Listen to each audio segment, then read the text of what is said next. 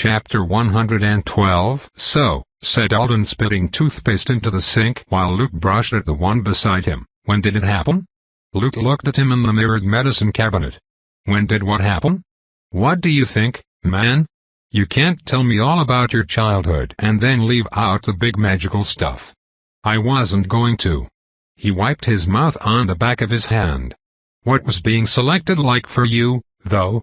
I was in the bathroom at school, looking at an anatomically suspicious cactus someone had drawn on the wall. I had a really weird feeling, and then the system started whispering in my ear. It was a shock. I just left without talking to anyone. But I was forewarned that I might get that shock, so it probably wasn't as you were. Gorgon was actually the one whose warning had made the biggest difference, but that wasn't something Alden was prepared to try explaining. The superhero who saved my life when I was a kid had a spell that didn't work properly on me. It was supposed to completely knock me out, but I stayed awake. Hannah was curious about it, so she went and tested the spell on a ton of different people and animals. Several years later, she told me the only ones that had the same reaction I did were a few Anisidran children. He rinsed his toothbrush. She thought maybe it was related to people's theories about chaos potential. She was careful to emphasize that I shouldn't expect anything, and I didn't. Exactly. But it did fuel my hopes.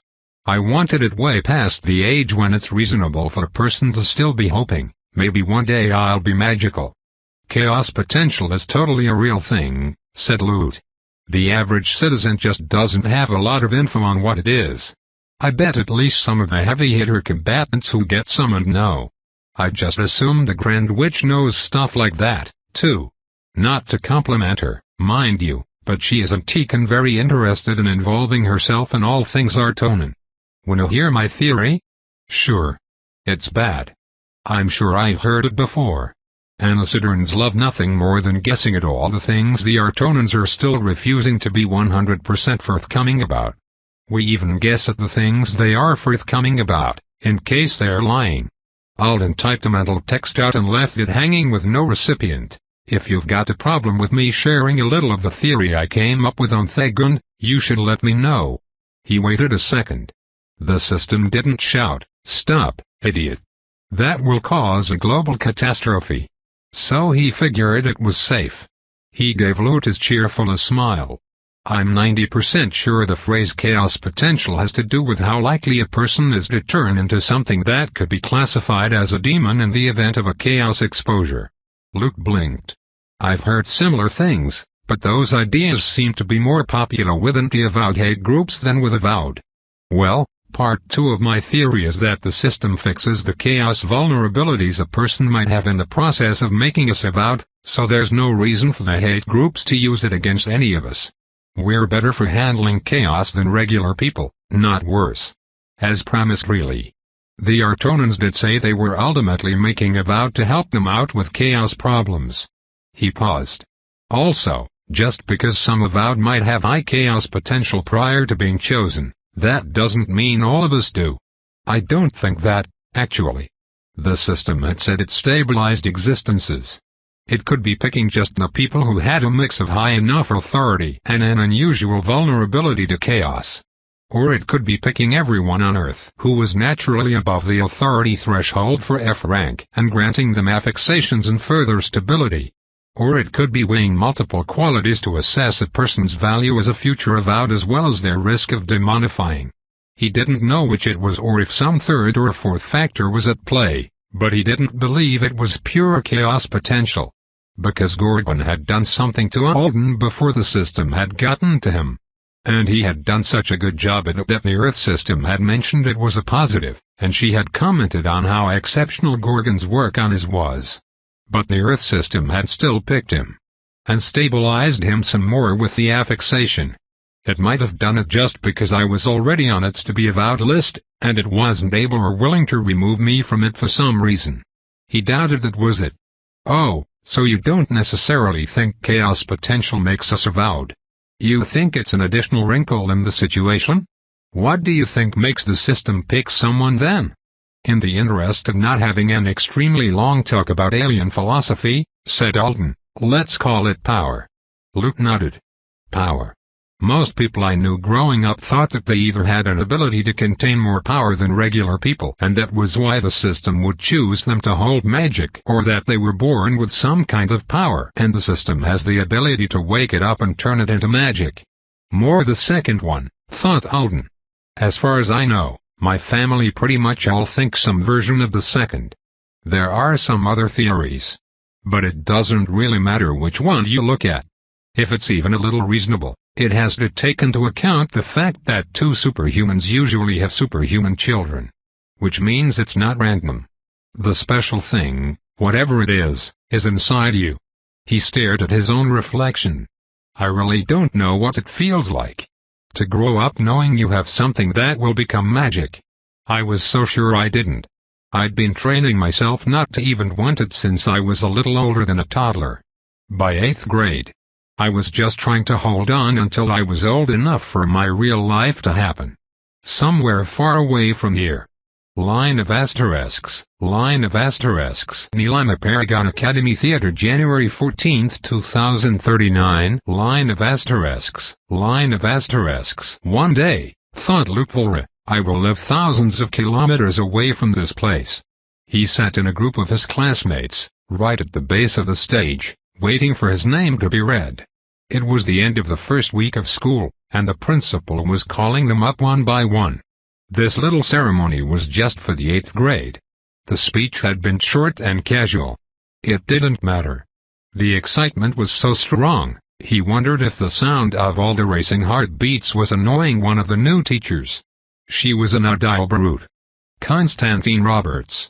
The principal called, and Con flew out of his seat and up the stairs to shake her hand and take a small wooden case, engraved with his name and the name of the school. I will live so far away they forget my name. At the start of the 8th grade year, Paragon students received their graduation pins. It was a tradition nearly as beloved as the 5th grade trips. The pins were a single logogram made of titanium. It was an unusually intricate and elegant symbol, and the principal's speech had mostly been defining the Artonan word it represented. It means an ending and a beginning that arrive at the same time, she'd said. And so it's appropriate that we give them to you. You will walk through the doors of this school wearing them one day to announce that a wonderful phase of your life has ended and an equally wonderful one has begun. When I see the powerful ones on television screens, I'll think, oh, there's Con electrocuting a serial killer with a lightning spell. Haven't thought of that guy in years. Constantine bounced off the stage and raced over to reclaim his seat. He opened the box so that he could stare at his pin. They were all doing it. Most of the grade had been called up, and they were now gazing at the pins. Or even touching them lightly with their fingers, like they were checking to make sure they were real. Normally, they'd have gotten them on the first day.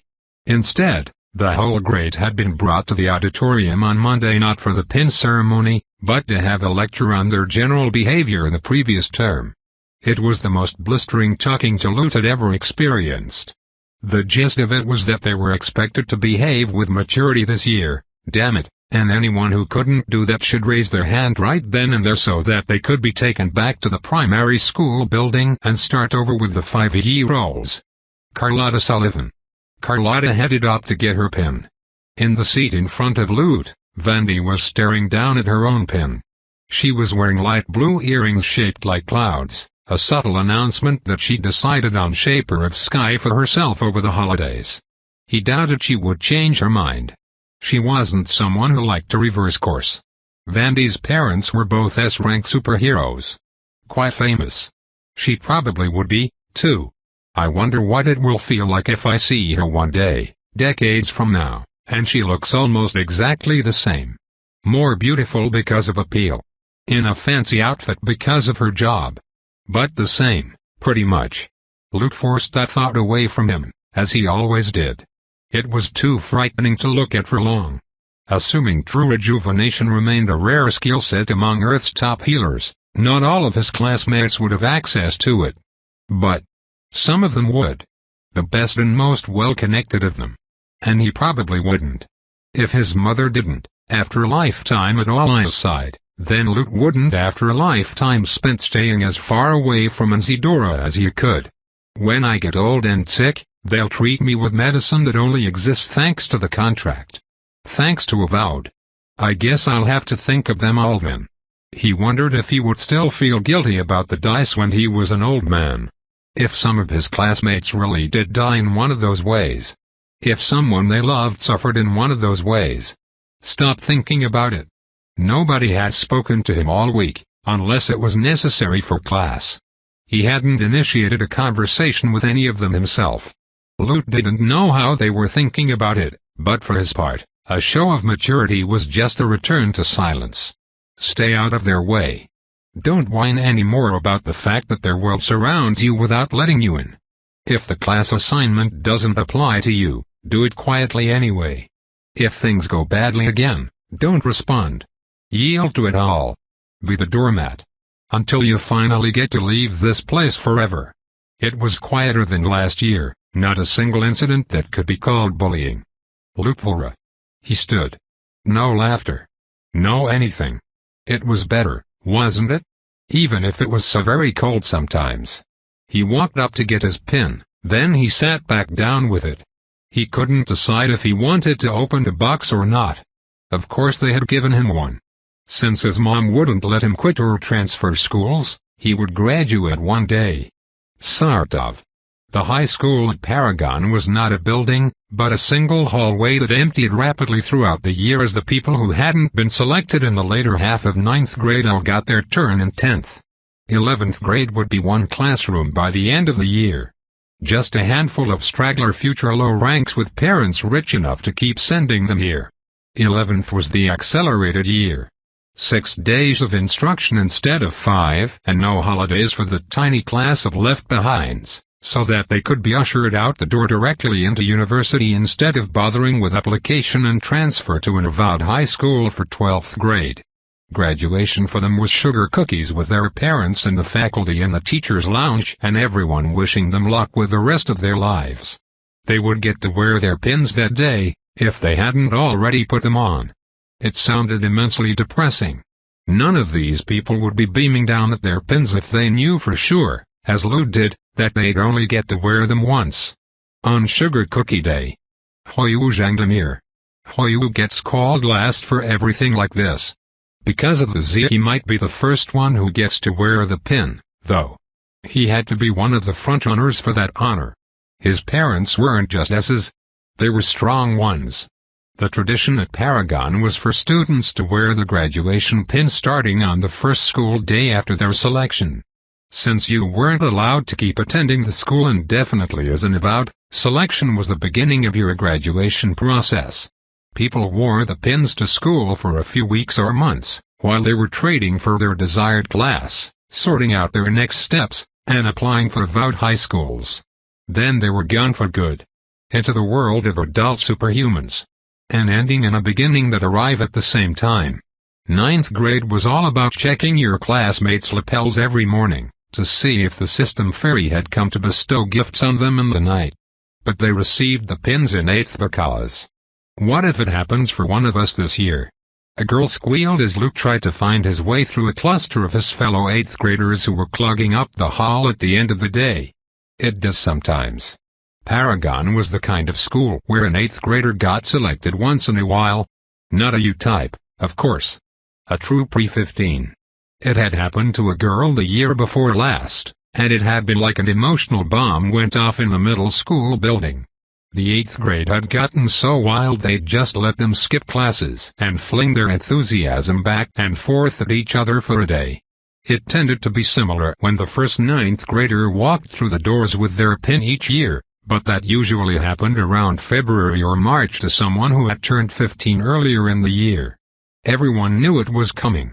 After that initial sign that it was finally starting for all of them, the 9th graders settled into a routine of freaking out over their new selectees for the first half hour of a school day and getting back to business.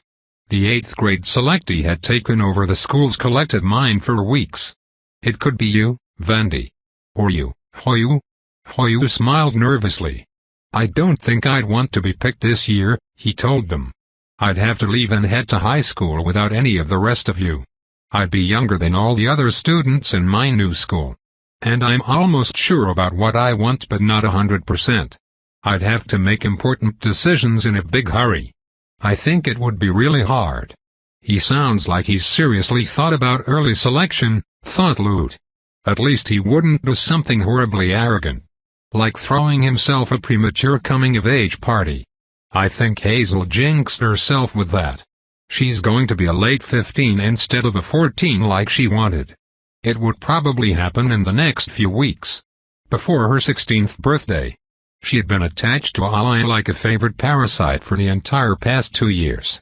Their grandmother had been so busy with her that Jessica had been forging Alaya's signature on all the gifts and birthday cards, even for the important relatives. And Alaya had forgotten to kiss Mio on the cheek when her family walked through the door of the mansion for the big Christmas breakfast, because Hazel had made a pronunciation error during one of her "hold on, let me perform a word chain" moments.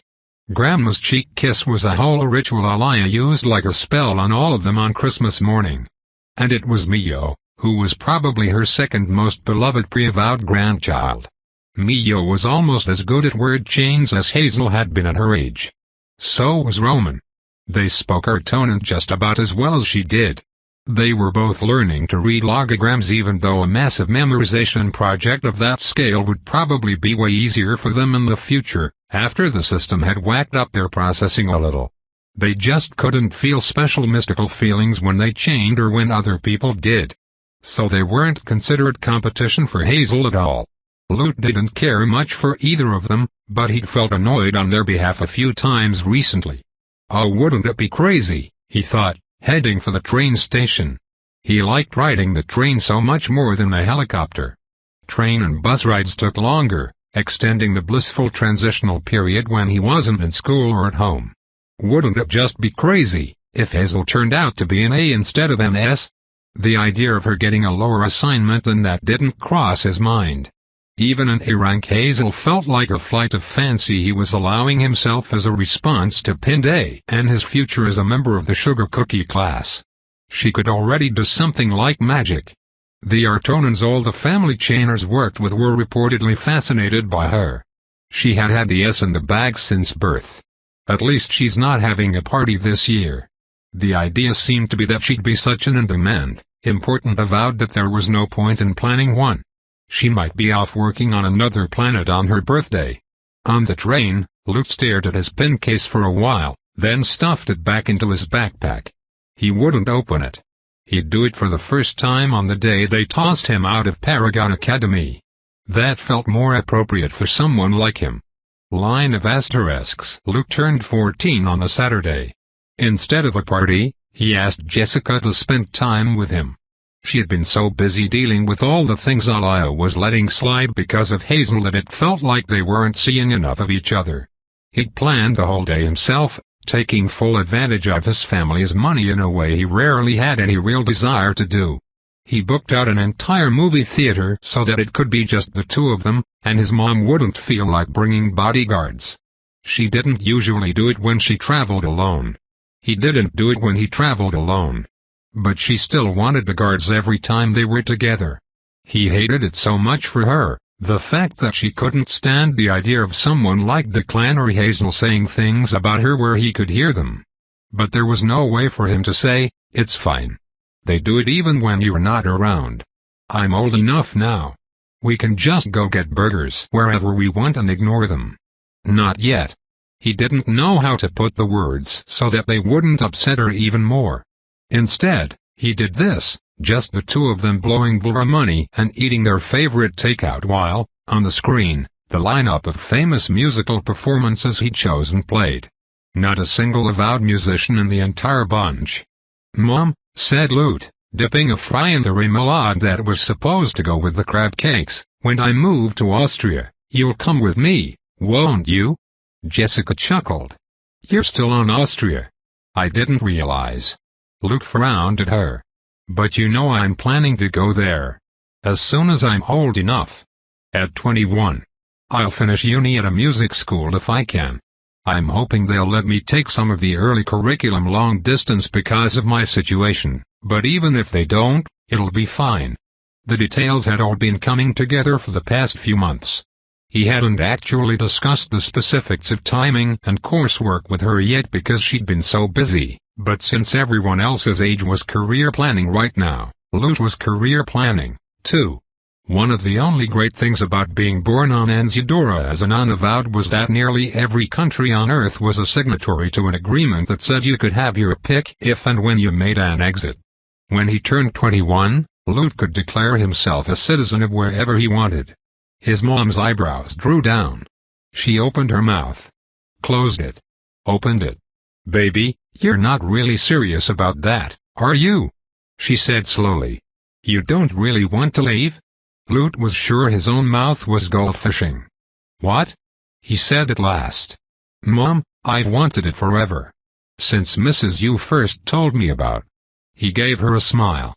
"I mean, you know this. You can't want the same thing you wanted when you were 6? "Yes, I can," thought Lute. "I do." He was completely confused by the fact that there had been a misunderstanding of this magnitude. Somehow, he couldn't quite believe there had been because he'd never, ever told her he wanted something different, not since he was too young to swim without floats. "I wanted it when I was 7. And when I was 8. And 10. And 12. And last year. And now." He was getting a little upset. "Mom, it's practically the main thing about me. I've told you. I've told Dad. I even told Grandma a couple of times. You could ask anyone in my entire class at school and they would tell you. It's all right." "All right," said Jessica, hastily. "I understand. Don't get upset on your birthday. We'll talk about this." "There's nothing to talk about," thought Lute. The words almost popped out of his mouth, but he clamped down on them. The thing was, he did want to talk about it. Really seriously. With her. An adult conversation. Because it was very important to him that she come with him and get away from this place where she picked up trash her sisters, brothers, nieces, and nephews dropped. Where she was ashamed for people to say things Lute might hear. Where she had to grow older, watching her own relatives grow younger. Hazel had rubbed Lute's face in a monstrous truth a couple of years ago. Not a monstrous lie. Lute hadn't been able to ask Jessica about something so awful, but he'd started to pay attention. He'd been unable not to. Everyone had their calendar month for it, the Rejuve. Even Keiko, who acted like being part of the family was beneath her while she was walking around with her signature class by her own choice, had been penciled in for a few years from now. Keiko was younger than Jessica. Katie was on the list, and she was a C-rank brute who wasn't even blood-related to Alaya. "Mom," thought Lute, staring blankly at the conductor on the towering screen. "Mom, you can't keep cleaning up after someone who doesn't think you're worthy of it." The big gift. Most people didn't get everlasting youth. Not even most avowed. But Alaya was very good at getting her hands on it. She'd locked one of the S-healers into a contract when they were both, 30. An eternity ago. That dumbass had been taking Rejuve talents ever since, and he belonged to her. And what drops of eternal youth couldn't be squeezed out of him, she extracted from other healers with money, favors, and backroom deals. It was one of those things that enraged people. But only because they wanted to do the same themselves. Life was life, not a luxury good. How could you reasonably blame anyone for buying themselves more years to breathe? But Lute could blame Alaya. He found it very easy. Because Alaya wasn't just buying years for herself, she was choosing who else in the family got them. And it looked like she was choosing everyone except for his mom. This whole country was just not for them. There was a world out there for them. They needed to get there. It might still be hard for Jessica in the real world, but there, at least, their name wouldn't add to their troubles. Lute would even have taken his father with him, if Cyril was the kind of person who'd be interested. He wasn't. He literally never had a job and never wanted one. He wouldn't do well in an environment that didn't allow him to loaf endlessly. Lute and Jessica could both get jobs. He wanted a job. How cool would it be to play his harp for people who appreciated it? For money. Even if he didn't start out formally, he'd always wanted to try busking. Let's do it, Mom, he thought. He couldn't even hear the music playing on the theater screen. Let's get out of here. Let's leave. If he was going to grow old, if he had a single century ahead of him instead of who knew how many, then Luke Volter wanted to spend it with other ordinary humans beside him. Not here, on this island, with millions of avowed crushing him and his dreams beneath their feet. I want, he said, as they left the theater that evening in his grandmother's Bentley, to have a serious talk about this. About what? Jessica asked. Mom, I'm not going to work for the family one day. Like some kind of servant instead of a relative. Like a lot of Volters do. I am going to be a musician. I'm going to travel the world. I won't live here. I really want. No, I need. For you to come with me. I think you should. We should. It'll be amazing. I understand, Jessica said, paying an enormous amount of attention to the contents of her purse. I see that you feel that way. But you're only 14, Luke. Let's wait and see how you feel in a couple of years.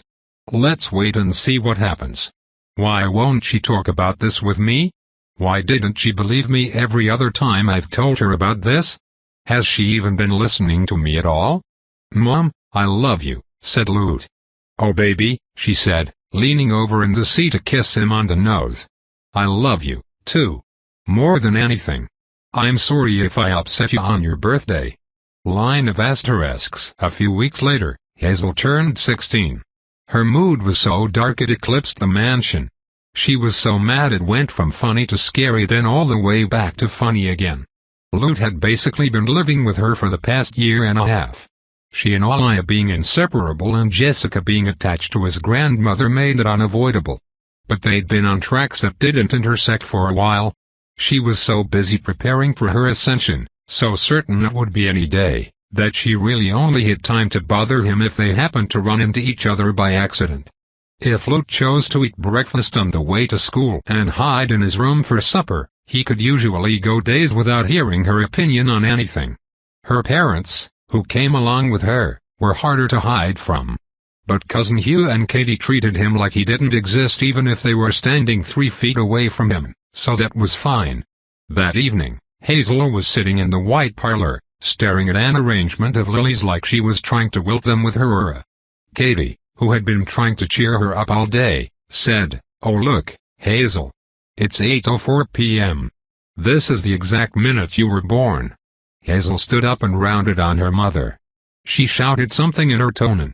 Luke was sitting quietly in a corner social nook, eating one of the gourmet grilled cheeses, with light butter, that Chef Kabir had been making periodically since noon. Just in case Hazel decided that she couldn't live on indignation alone. This one was brie, arugula, and apple. Seasoned with schadenfreude. It's delicious. He looked down at his phone. He'd had it open to an Artonan translation app for the past hour, since Hugh and Hazel were both speaking the language like they thought not doing it would add to the curse that was her 16th birthday. Why would you say that to me? Are you making fun of me? I know you said I should have a party. You wanted this. Greater than she has lost her marbles. Katie was a real social climber, and Hazel was her ladder. But she didn't hate her daughter. She'd been trying to talk Hazel into having some people over or going out for the night so that she wouldn't just sit here and stew. And you? Greater than Hazel glared across the room at Luke, her chest heaving under her sweater vest. She had decided prep was the look to have recently. All of her socks were knee-highs, all of her skirts were pleated, and she was never without something argyle. Luke did not laugh around his mouth full of brie. But he did smile. I'm just doing my homework in here. He gestured at the notebook he'd been doodling in with his latest fountain pen. Quietly. Not bothering anyone. I should say happy birthday, he thought, staring at her red face. Or better yet, play it for her on the piano like she demanded that time. Right before she read all those jokes to me. Before he could decide if that was cruelty or justice, Hazel picked up a wooden figurine from its place of honor on the coffee table. She flung it. Luke couldn't even track the motion. There was a whistling sound and then a crash as it impacted the stone wall beside the fireplace. Splinters flew. Katie screamed. Hugh was off the sofa in an instant and in front of Hazel. A little too late to shield her from the splinters, if that was his intent. "What the hell?" hissed Lute, his heart racing. Hugh was swearing too. "How many strength chains did you stack?" he shouted at his daughter. "Which ones?" "Just a few," Hazel screamed back. "You can't act like that when you're empowered," her father said. "If you'd thrown that at your cousin, you could end up in prison." Thought Lute. "If she'd thrown that at me, I would be dead." He felt like that was the more dramatic point to make, but he wasn't about to do it himself. He decided to vacate the room as Alaya swept in to see what the crash was. Her blonde hair was in the clip, and she had a couple of crumbs from her own grilled cheese dinner on the front of her silk dressing gown. She looked from Hazel to the pile of splinters on the hearth. "That was one of the first gifts I ever received from one of my friends on Ertona, she said mildly. Her eyes flicked up to meet Hazel's face. "I hope you don't expect me to defray the cost of all those chains you've piled on yourself as a birthday present this year. You're in for a bad time paying them back." "Oh shit," thought Lute, pausing on his journey up the staircase. She might actually be mad at Hazel. "You will be chosen any day now, dear," said Alaya. "I understand you're frustrated, but now is the time for you to act more like one of the leading lights of this family. Not less. Come with me to my office. We'll talk about the future." Then, she glanced up the stairs toward Lute. "Would you grab a dustpan or vacuum? We don't want people stepping on splinters." "Yeah," he said. "Sure." He was standing in the storage room where the cleaning supplies were kept before he even realized what he'd agreed to. It was only because he really wasn't busy. It was only because Alaya had brought up the danger of splinters, and he'd thought, right, that needs doing. Don't want anyone to hurt themselves. The main housekeeper was off for the night. If a mess was made, it needed cleaning up. It hadn't seemed weird until just now. Luke grabbed a broom and dustpan, and he went back to the parlor and swept up every last splinter. He was afraid that if he didn't, his mother would come down from her shower and clean it up herself. He never made a single complaint about it to anyone. He wasn't even very mad about it, considering how closely connected to all of his sorest points it was.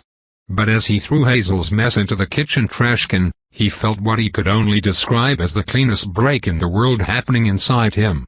"Goodbye, Anzidora," he thought as he took one of the last grilled cheeses out of the oven they'd been put in to stay warm.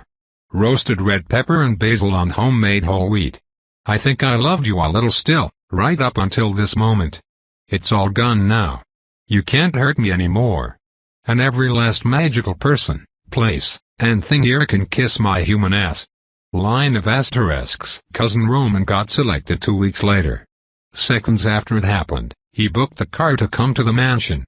It was a warm, sunny afternoon, and he arrived just as Lute was walking up the driveway on his way home from school. The car stopped, and Roman scrambled out of the back seat, smiling so widely that his eyes almost disappeared. His dark brown hair was tangled.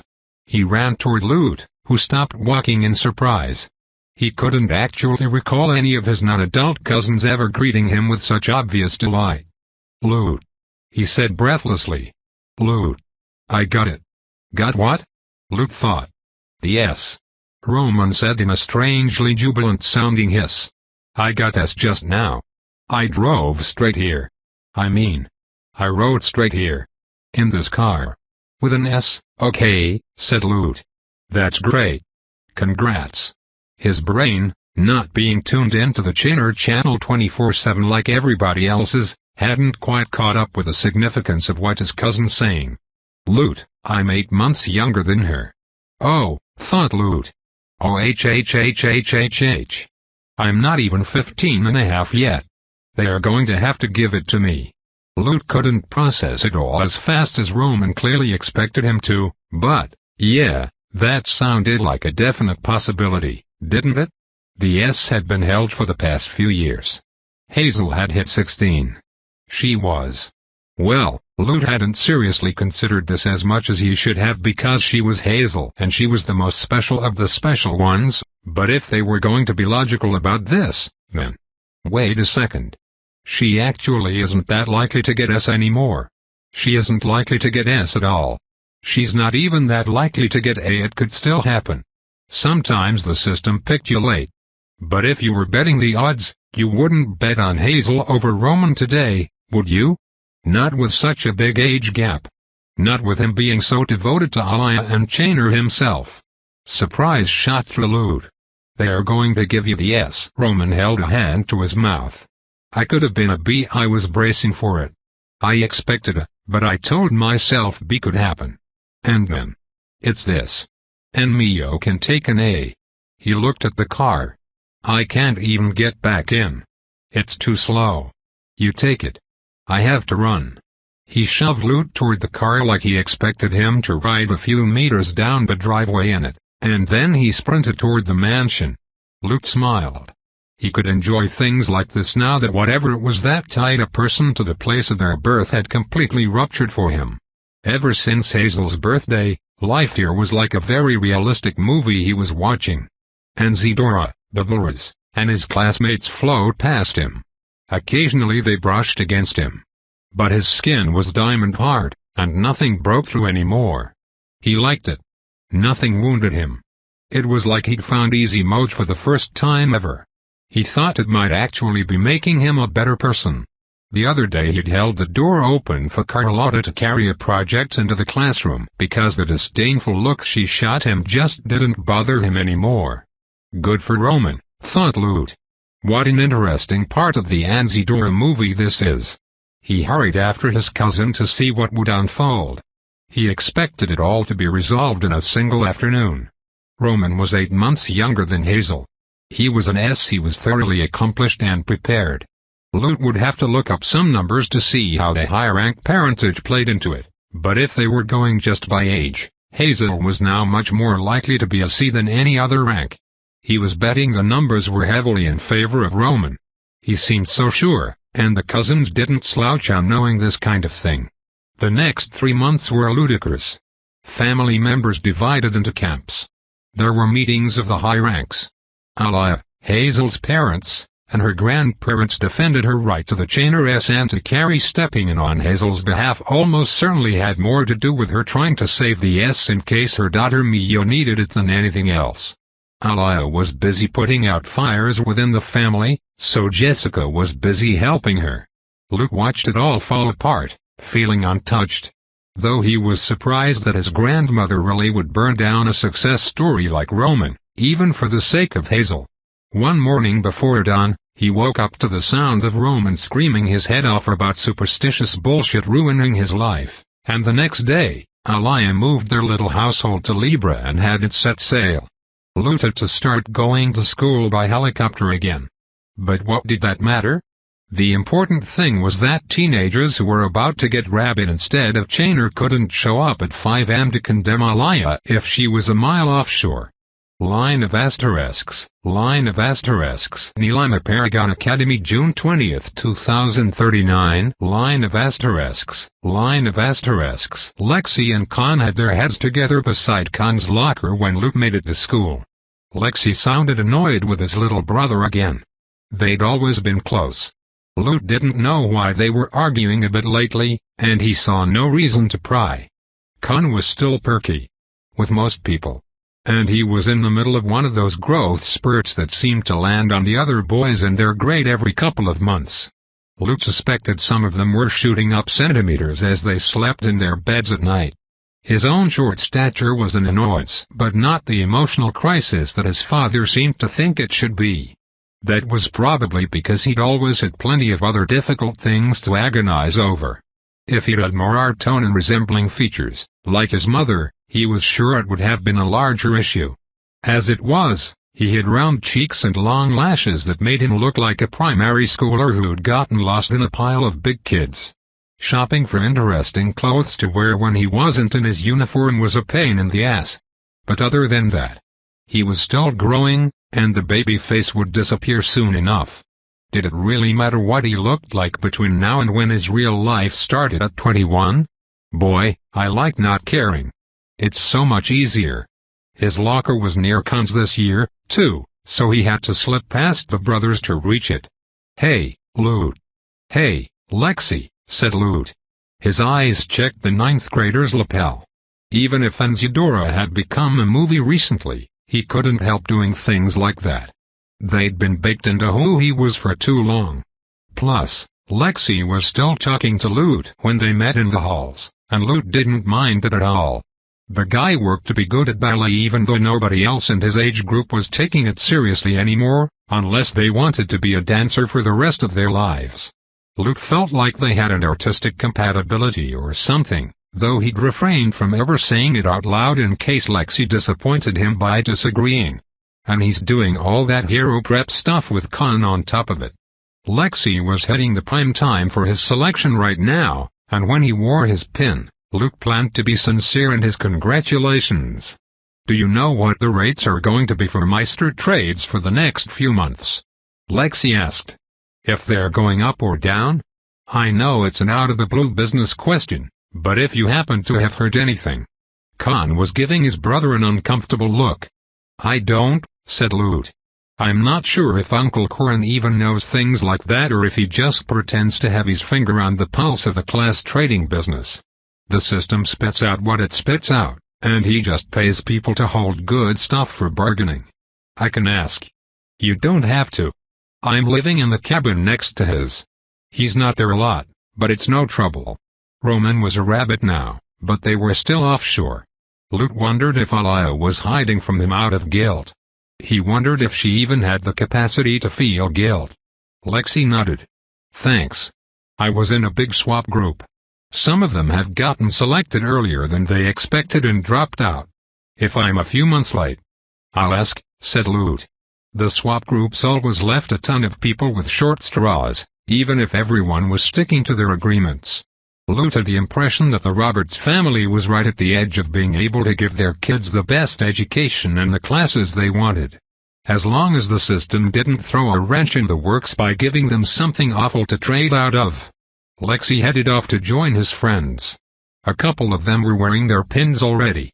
Khan stared at Loot. "Will you really ask your uncle or are you just saying that?" "Why would I lie? I like your brother," said Loot. "He's always been nice to me. I'll annoy Corin for him. Most of us were nice to you. I've never been anything but nice to you." Luke felt a crack, just the smallest chink, in his diamond skin. "Careful now," he thought. "Careful. I guess," Luke said slowly, "that I don't mean nice. I mean that your brother acts like he sees me every now and then. And you never have." "I thought he'd hate you," said Khan. "When I told him about the dice. It seemed like the kind of thing that would make him hate you. He gets mad about stuff like that. But you're right. He still gets along with you for some reason." He slammed his locker door. "Anyway, thanks for asking for him. He's freaking out about his selection day." Loot went to class. Conversation with a Mandarin speaker in one of the language exchange booths. Calculus 1. Chemistry. Does anyone actually need to memorize the half-life of actinium? When is this going to be useful?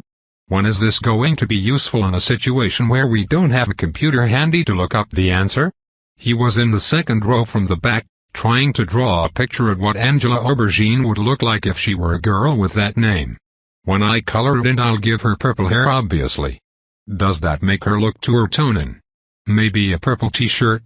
His whole body spasmed. His pen dropped from his hand and thumped onto the notebook. Luke froze in his seat. What was that? Some kind of tiny seizure. Was he hurt? "I think I feel fine." He didn't reach for his pen, though. "Is it going to happen, Ag?"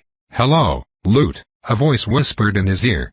In 1963, the peoples of Earth accepted an infusion of magic and technology, as well as a promise of future protection, as part of an agreement with the Artonan interplanetary government.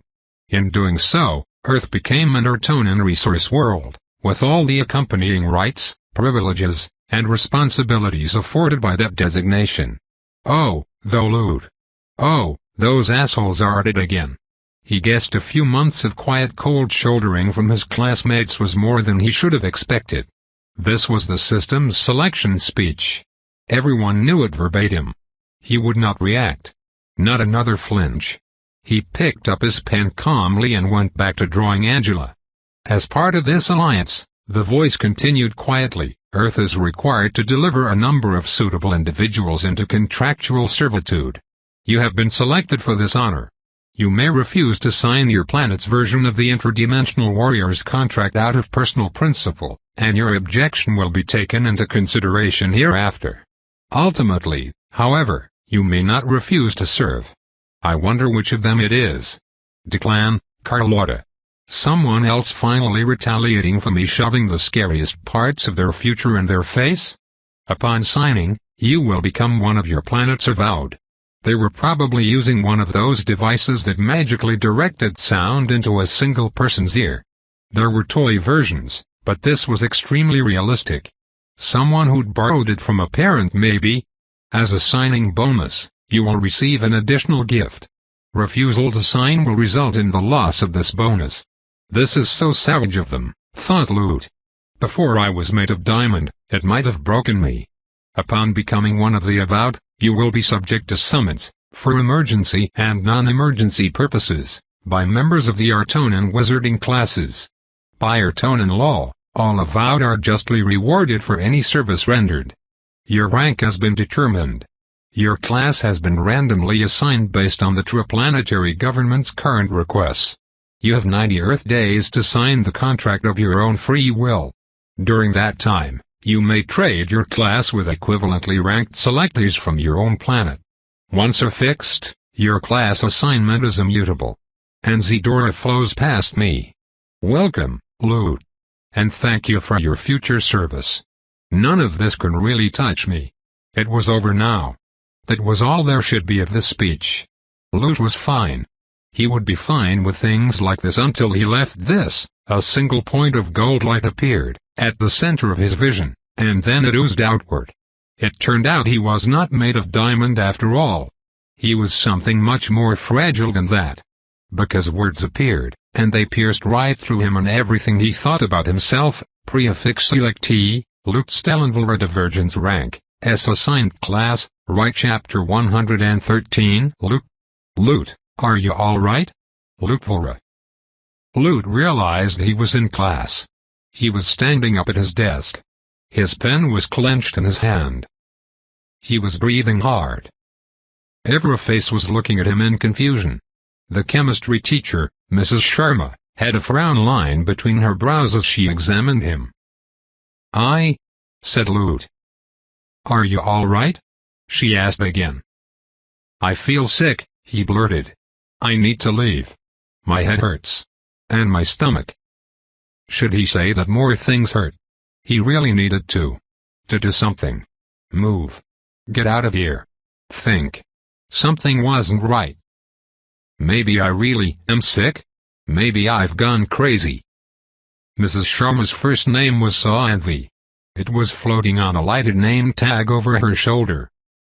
Okay, said the teacher, her voice businesslike now that the problem had been identified. Tayet, walk with Loot to the nurse's office. I'll let them know you're coming. Loot, go ahead and take your backpack in case they send you home. Loot's selection notice was still floating in front of his eyes. His hand moved toward it then stopped. If I swipe something out of the in front of them, they'll all know what that means. Adults do that. Avowed adults. He pretended like he was sweeping his hair away from his forehead instead. He was sure he walked to the nurse's office beside Tayet after that, but it was a blank. He might as well have been teleported there for all he could remember of the trip. You do look like you're not feeling too well. The nurse was pointing a thermometer at his head. But you haven't got a fever. You say it's a head, stomach, and backache? Did I add backache in there too? I feel sick, Luke repeated. I think I need to lie down. If you really think you might be sick, we'll take you to a healer and have them use diagnosis on you. Just to be on the safe side. How does that sound? Loot was gradually regaining his senses at that point. His primary concern now was time. Everything was blowing up inside him. He didn't know anything about anything anymore. If he ran through the school screaming, I'm either avowed or insane. things would start blowing up outside him, too.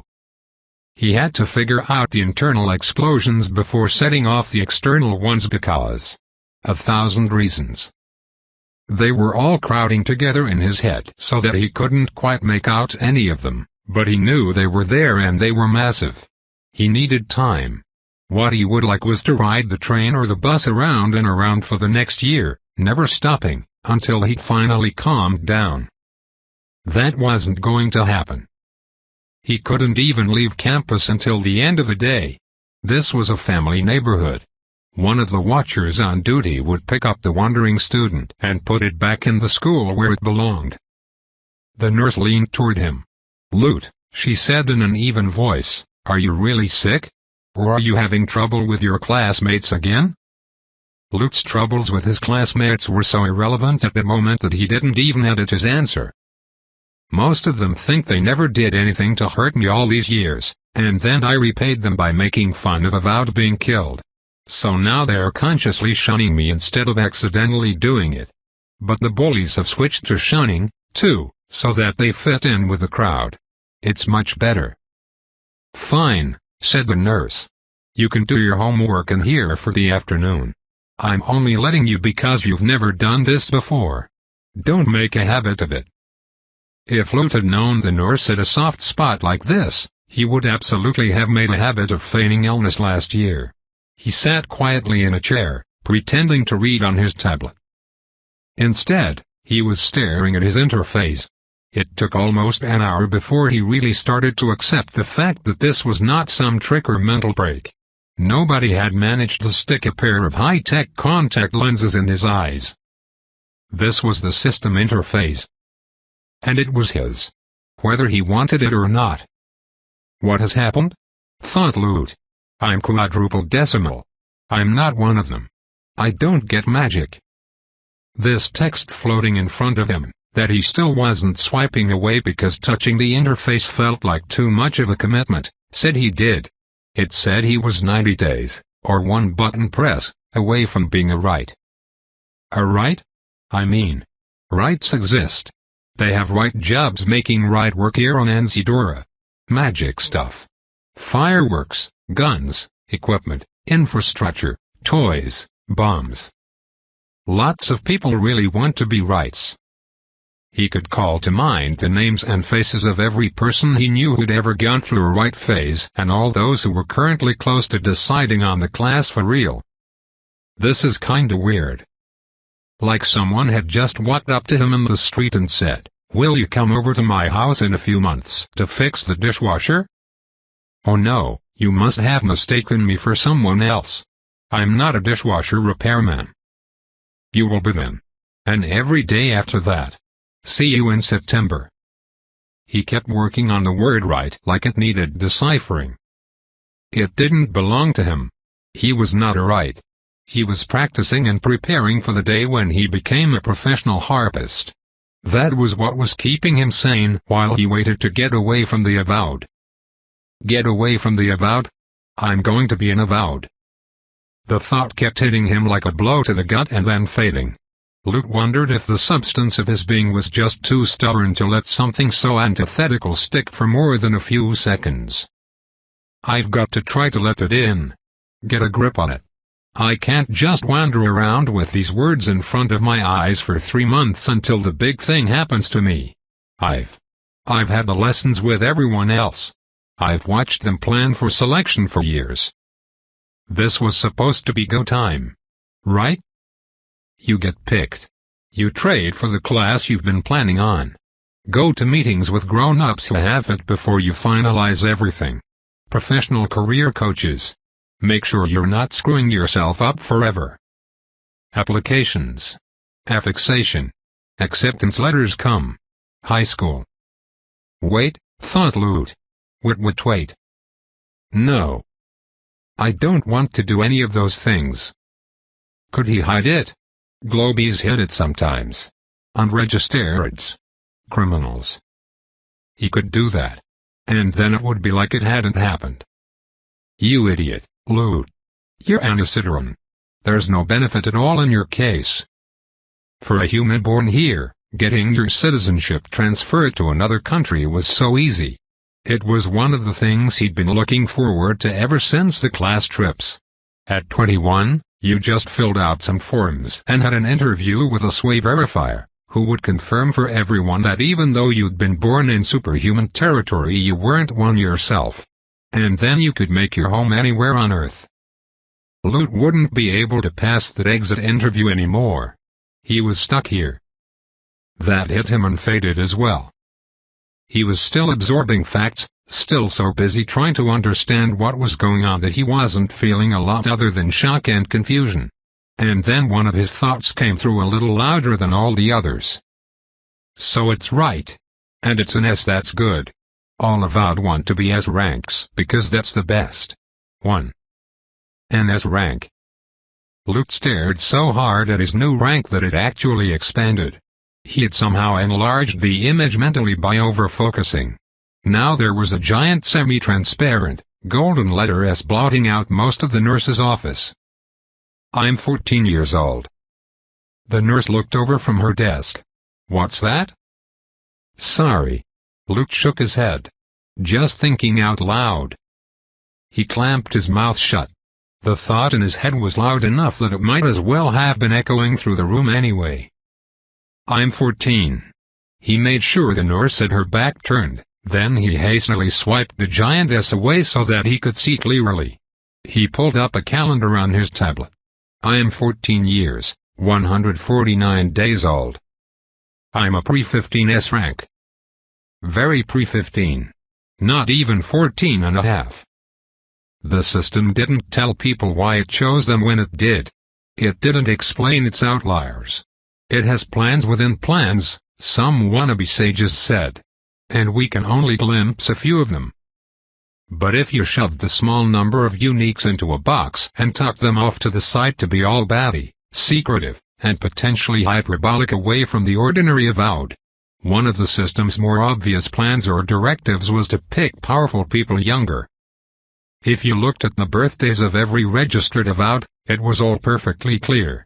The S's and A's at 15 with a few B's for good measure. Then a giant pile of mid-ranks with some highs and lows mixed in at 16. Then the D's and F's with some mid-rank stragglers along for the ride at 17.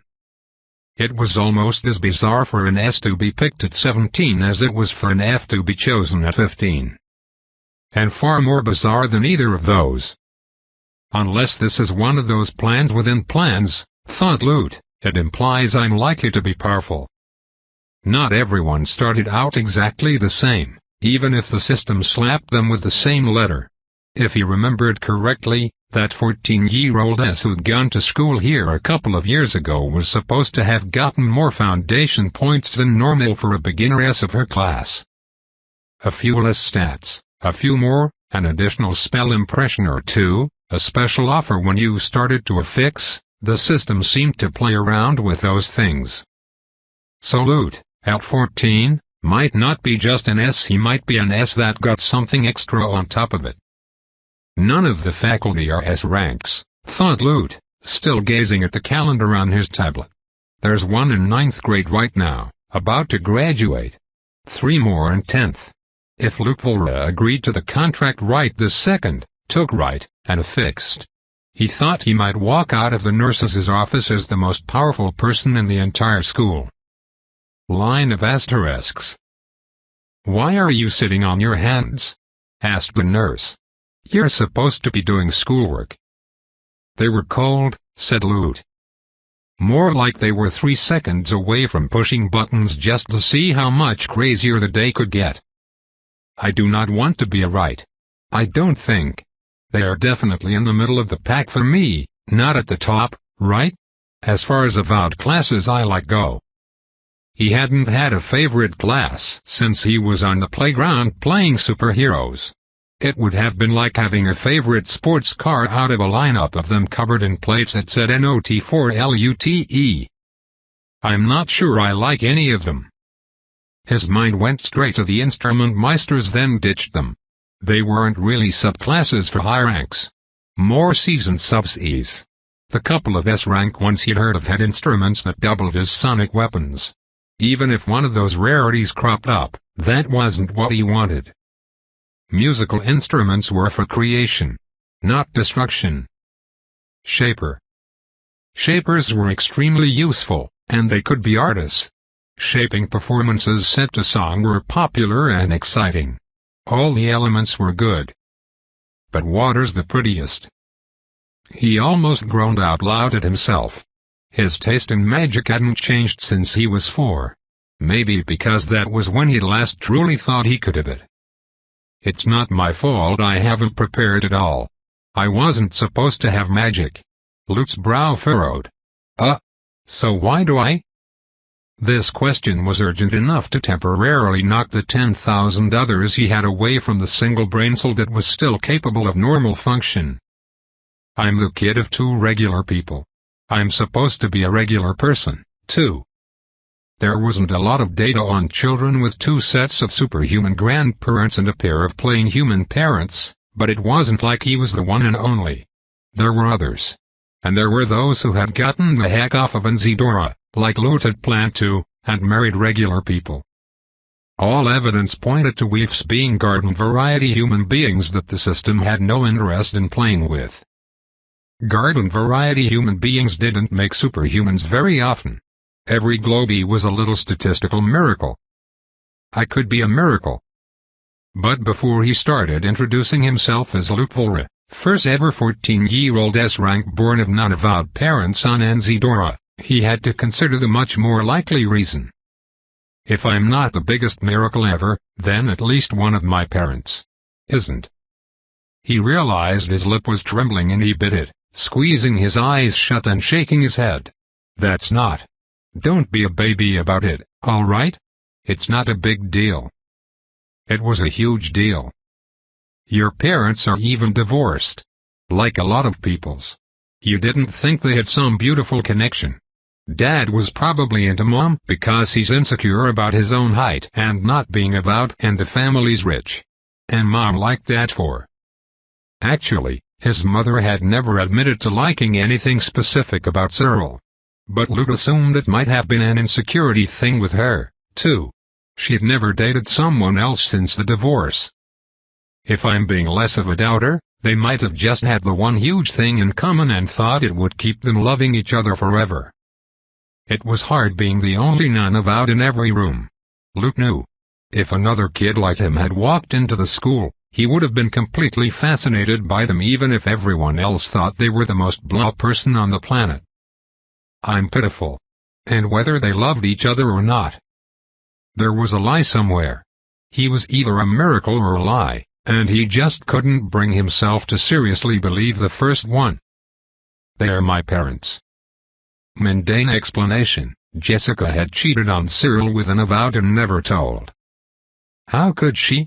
Was it a horrible mistake? Is she too embarrassed to admit to it even though it's really important information for me to have? An Isidoran soap opera explanation, they had been in a polyamorous relationship, Artonan style, with a powerful S-rank who had betrayed them. They'd hated the asshole so much, they'd agreed never to mention him to Lut. That would require them to be way different people and I think they are, but since something way different is going on anyway, can't I really rule it out? He probably could, but he liked this scenario. It would mean his parents were both in on it together and they both knew Lut might have been fathered by the S-rank betrayer, and when his selection came out his dad wouldn't. He won't stop being my dad. He wouldn't. Right? Superhuman breeding explanation 1, one or both of his parents were like Hazels. They had wanted a baby stronger than they could make themselves and they'd done something to make that happen. With or without the other person's knowledge. Superhuman breeding explanation 2, Lut could be. I don't care. He shook his head again. Most of these are horrible. They are not horrible people. They are not perfect, but they are my parents. I don't want other ones. Jessica, even when she was busy, was Lut's best friend in the entire world. They were a team and a family full of crazy avowed. They took care of each other. Cyril, even though he was kind of bitter and a bum, was Lut's second best friend. They still saw each other every other weekend. sometimes more if there was a heavy cousin population wherever Loot was living. They played video games together, badmouthed Cyril's awful parents and most of the Vlra family members, and went for walks around the neighborhood where he lived in the evenings. These were the people who loved Loot, and whom he loved. These two. If he lost them, he would be alone. So I won't lose them. Hugh and Katie are Hazel's parents. Mom and Dad are mine. And screw everyone who's going to say otherwise. There. That was better. Now he could pay attention to the really important stuff, which was literally everything that was happening right now. Okay. One good thing. If I can't leave Enzidora without smuggling myself away on a boat, then I just... Oh God, I'm trapped here. No. Focus, Loot. If I can't leave Enzidora, then I won't have to convince Mom and Dad to come with me. We'll all be together for sure. What's another good thing? He was having some trouble wrapping his mind around it, but if it was going in a column it had to be the pro one, didn't it? Another good thing? There was something he had known he couldn't have. And now he probably could. I might not have to die. No matter how logical and mature he had tried to be about it since Hazel had dropped the bomb on him, the normal human lifespan had been a horribly painful pill to force down after a childhood spent in an environment that had made him assume it would be otherwise. The fact that he and his mother weren't on the family's reuniting plan had put him into something like a fugue state at 12, and he'd wandered through F-City with sticky toffee puddings for who knew how long before he came out of it. He was 14 now. Death was still a long way off, so he didn't have too much trouble shoving it down. Only it came back sometimes, and when it did, it came back with a vengeance. It was there whenever some relative pranced through the house 10 years younger than they had been the month before. And he ground his teeth against it whenever he noticed that his mom, always by Alaya's side, was starting to look more and more like she could be Alaya's mother instead of her daughter. He had told himself it was all right. He was extraordinarily privileged in so many other ways. It was true, he had reminded himself, that Avowed got magic and they got things regular people didn't. But they also paid a price for it other people didn't have to. Loot could remember the sound of dice rattling against each other as he stuffed them one by one into the bags. I might not have to die. Of old age, he corrected himself. He spent the rest of the afternoon thinking about his parents, the Vlras, the dice, the cost of things. Leaving the nurse's office that day, he was exhausted, as if he'd run for hours instead of sitting on his hands having thoughts. At the bottom of the building steps, he spotted Hoyu. He hit one foot on a skateboard and was putting on his helmet. Hoyu didn't want to be chosen this year, thought Loot. He said he wasn't ready. And he's had ages to get ready. I'm doomed. Do you feel better, Luke? Loot had stared for too long, and now Hoyu was looking at him. I feel completely normal, said Luke quickly. Totally like myself. The same as every day. Why wouldn't I? Hoyu blinked. Because I heard you got sick in class? I'm better now, Luke said. It was a very short virus. See you tomorrow. He hustled away. What's with all this eyeball clutter? Some people had name tags floating beside them. Buildings had labels. Since when had the Nilima neighborhood had so much signage? There's some way to turn most of it off, right? He had recollections of adults idly mentioning that they were adjusting things like that, but for him to adjust things like that, he'd have to wave his arms around and he didn't want anyone to know yet. When he got back to the yacht, it was a relief to have everything looking normal again. He could pretend it was an ordinary afternoon for a while. Maybe that would reset his head. On an ordinary afternoon on Libra, he went to see what the baked good of the day was in the galley. Then he took it to his cabin and ate it while he hid from Hazel and did his homework. Chicken a la king for dinner, Chef Kabir said while Luke stole a piece of coffee cake from under a glass dome. Alaya's stressed, thought Loot. Chicken a la king on toast was one of her not-so-secret comfort food dishes. He wondered if she'd try to make up with Roman again. Ha! That's not happening anytime this year. He hoped Roman had more self-respect than that at least. He might not.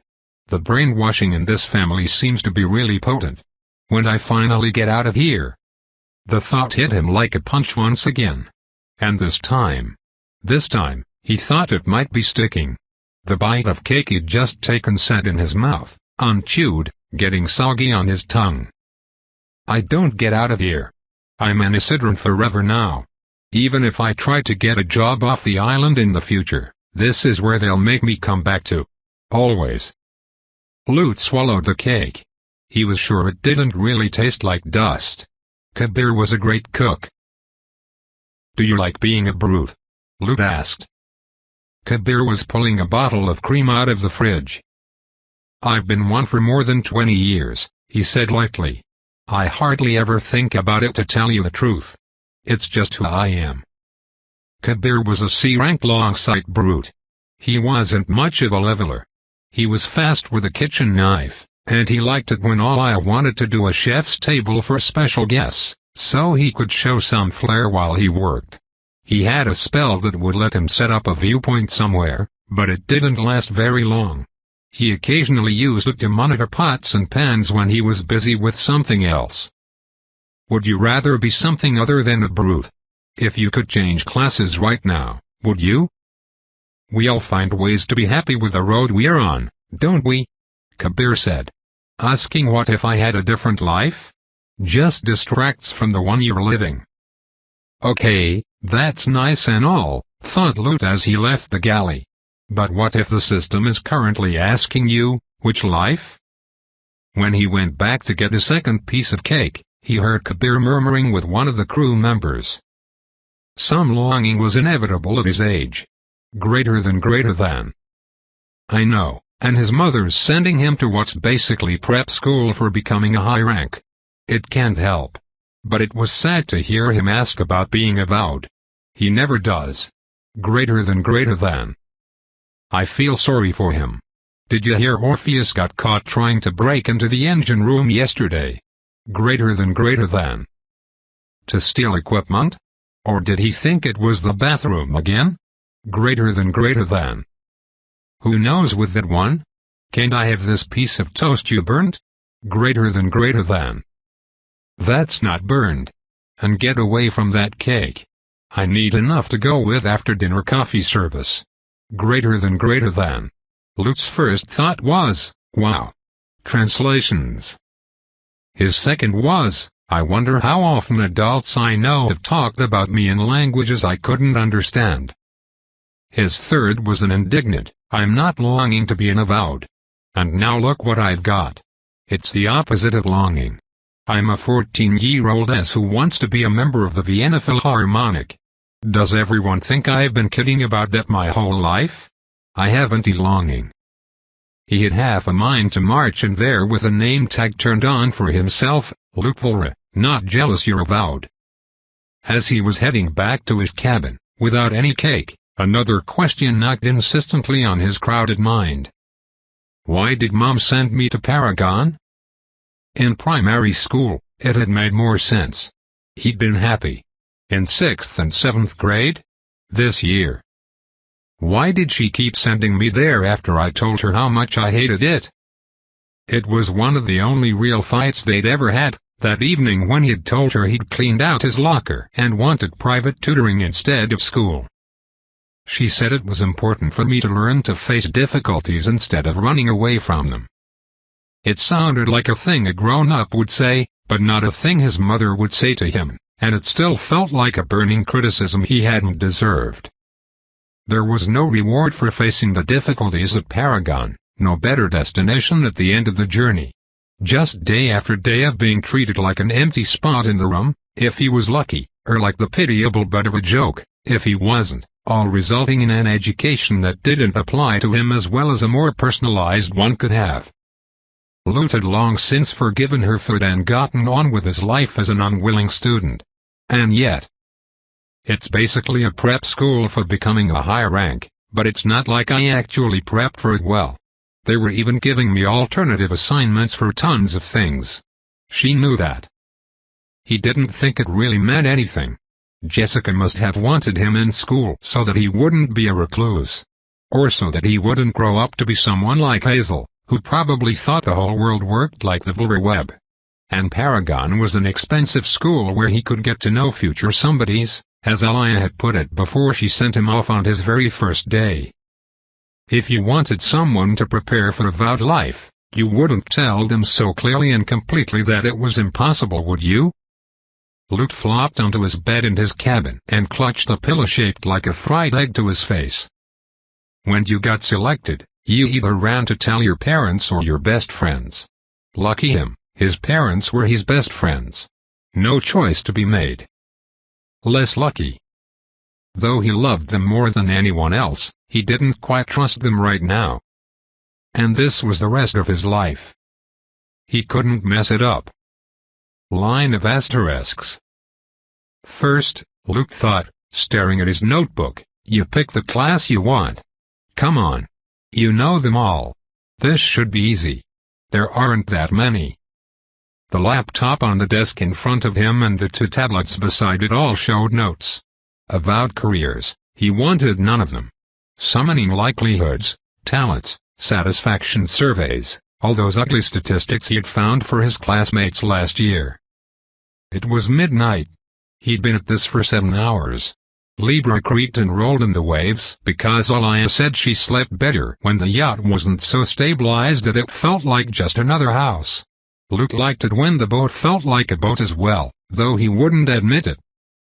Somewhere in the galley fridge, his serving of the chicken a la king was probably beautifully plated and waiting for him.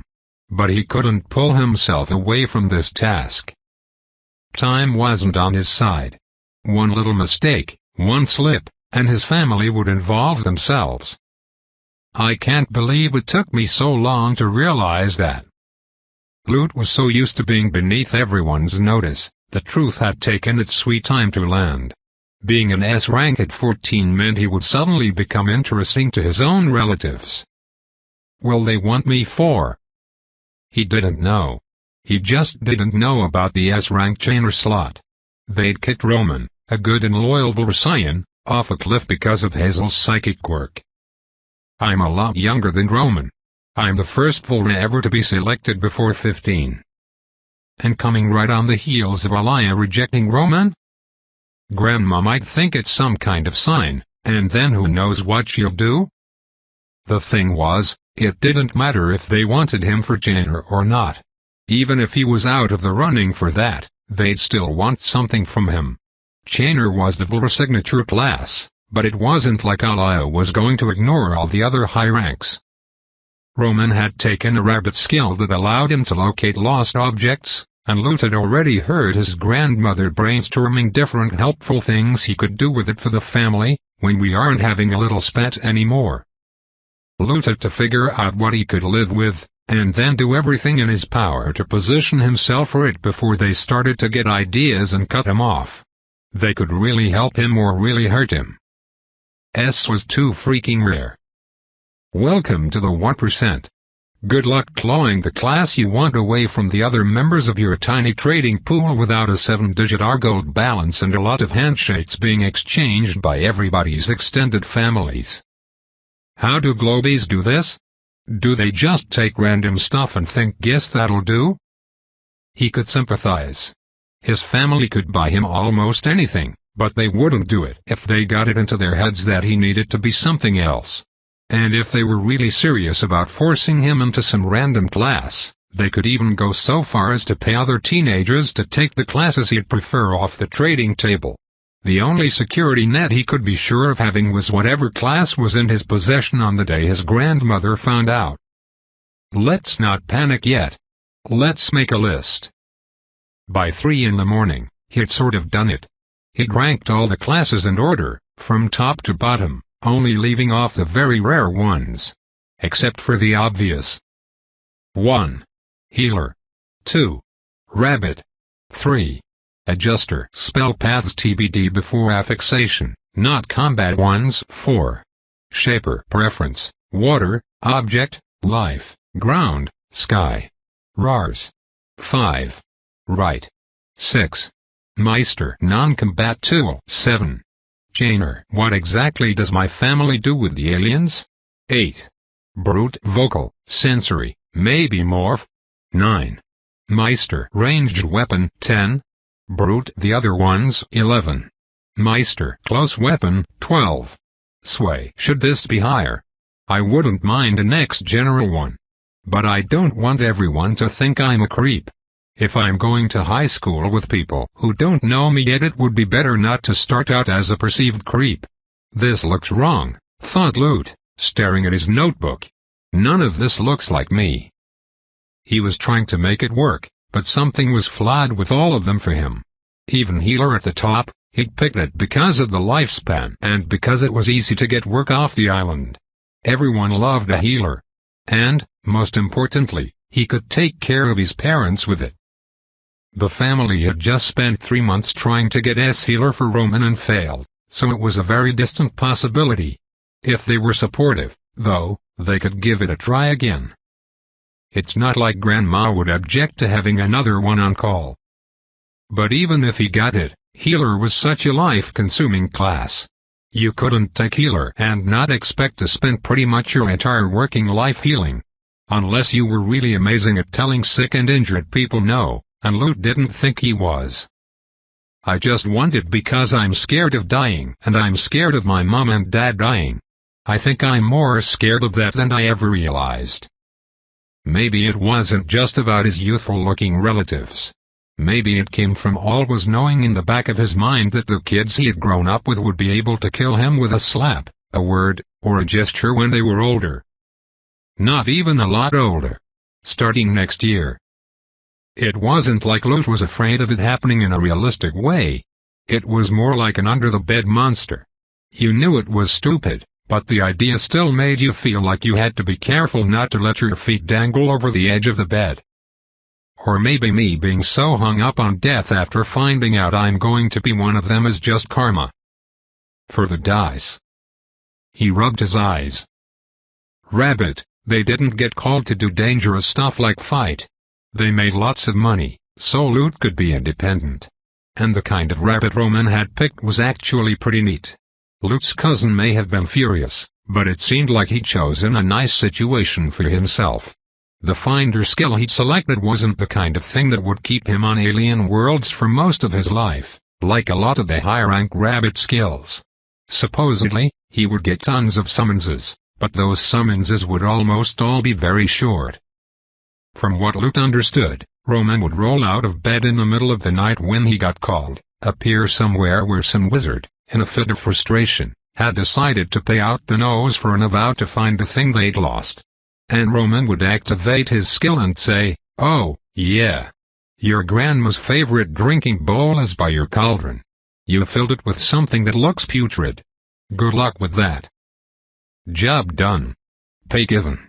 The wizard would be relieved to have their lost item located, and Roman would be back in his own bed before the sheets got called. I can only get Rabbit if the family helps me like they did him. He could ask. Maybe they would do it. As for Adjuster, it had some spell paths that seemed both safe and lucrative. It would also be hard to trade for on his own unless he was lucky. Shapers were so very useful. The Artonans summoned them for all kinds of things. It could be a landscaping project or, at the higher ranks, it could be a real corruption field assignment. Those are rare. I really shouldn't be scared of getting one. He was. That was why he's listed the safest things above the one class he actually liked to imagine himself playing with. Liking the idea of artistic telekinesis isn't a good enough reason, Loot, he told himself. But pride wouldn't let him put the thing he admired below the other items, either. You could be totally safe as a right, but you could also end up as a really highly paid drudge. Oh look, you took all the talents necessary to make a very valuable kind of bomb. Guess what the true planets would like 20,000 of? Have a great decade building nothing else. The Toolmeister was similarly suspect. The system offering a specific non-combat tool at S rank implied that someone had a use for that tool already in mind, didn't it? You could certainly expect Jobs being the best magic pipe wrench wielder in the world. But how many jobs? Who could say? What if they needed you to spend a single month doing an incredibly important thing that would enrich thousands of lives, but then your magic pipe wrench was purposeless thereafter? And you just kept getting better at using it for no reason and having nothing to do with it ever again? Or it could be more like, we're gonna need you and that pipe wrench until the end of time, buddy. Settle in. Risky.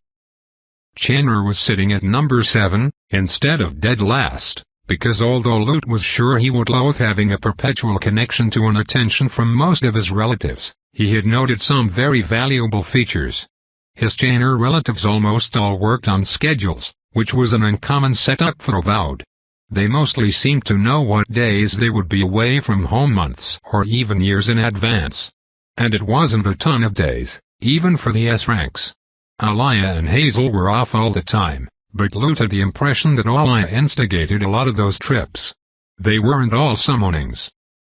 For the other family members, it seemed more like they had appointments they went to 2 or 3 times a month. He didn't know what they did, but it couldn't be anything too hard. None of them ever seemed stressed or unhappy about going. They rarely seemed super excited about it either, so Lute was thinking their tasks on the triplanets, whatever they were probably kind of neutral. Grandma always has a stylist come in to do her hair right before she leaves.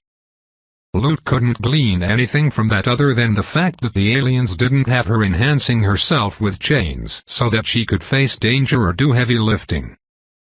Honestly, I think all the S's just go, use mass bestowal a few times to spread around whatever chains the Artonans want wherever they want, and then they come back home a little richer. I don't see how it could be anything else. They all acted like they were very grand and mysterious. Aliyah's supporters thought she knew hidden truths about magic and had 200 wizards on her priority contacts list, eager to solve her every problem. Her enemies thought she went to the triplanets to eat puppies and gain dark powers that would help her steal luck from her political opponents. But Lute had grown up around them. And Hikari was an S-rank chainer, and she wouldn't let any kid in the family ride the rooftop-to-rooftop roller coaster that had opened last year until she'd interviewed the right who'd designed it. She wouldn't be trying to make sure all her children got the class if it involved anything too crazy. So he was sure the job was safe, easy, not too weird, and it involved casting lots of word chains and using the skill mass bestowal around. I guess I could choose another skill when I actually saw my options. The S's probably all took that one because Aliyah did and they knew it was good, but I could pick something of my own. And you get to learn special chains the Artonans don't share with everyone else. And your own unwanted debt is reduced. Chainers get more than they pay for. Everyone knows that. Plus, the versatility was pretty good. Word chains were like spells you had to pay for, right? Chainer made it easier to do them, so you could learn more of them and you could learn them faster. So an advanced chainer had access to lots of magical effects instead of just a few spell impressions. As for mass bestowal, it wasn't the most interesting magic. It was boring, actually, now that Lute was seriously considering it. The premium chainer skill was just passing something over to other people as far as he could tell. Valuable. Other Avowed definitely wanted access to enhancements they couldn't get themselves. It just wasn't exciting.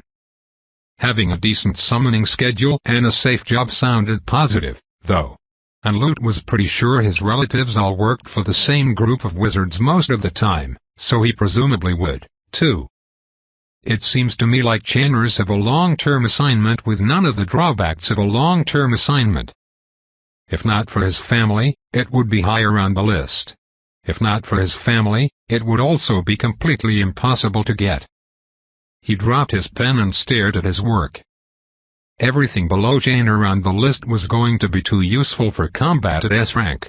Lute thought of those members of his class at school who were aiming for the superhero life. He couldn't imagine doing what they wanted to do. And if you didn't want to be a combatant or a celebrity version of a combatant, what were you supposed to do with a lot of the Avowed talents? Like ranged weapon meister, so popular because they looked so cool. But if you had a bow arrow, What did you have besides a bow arrow? How often did you really want to shoot something?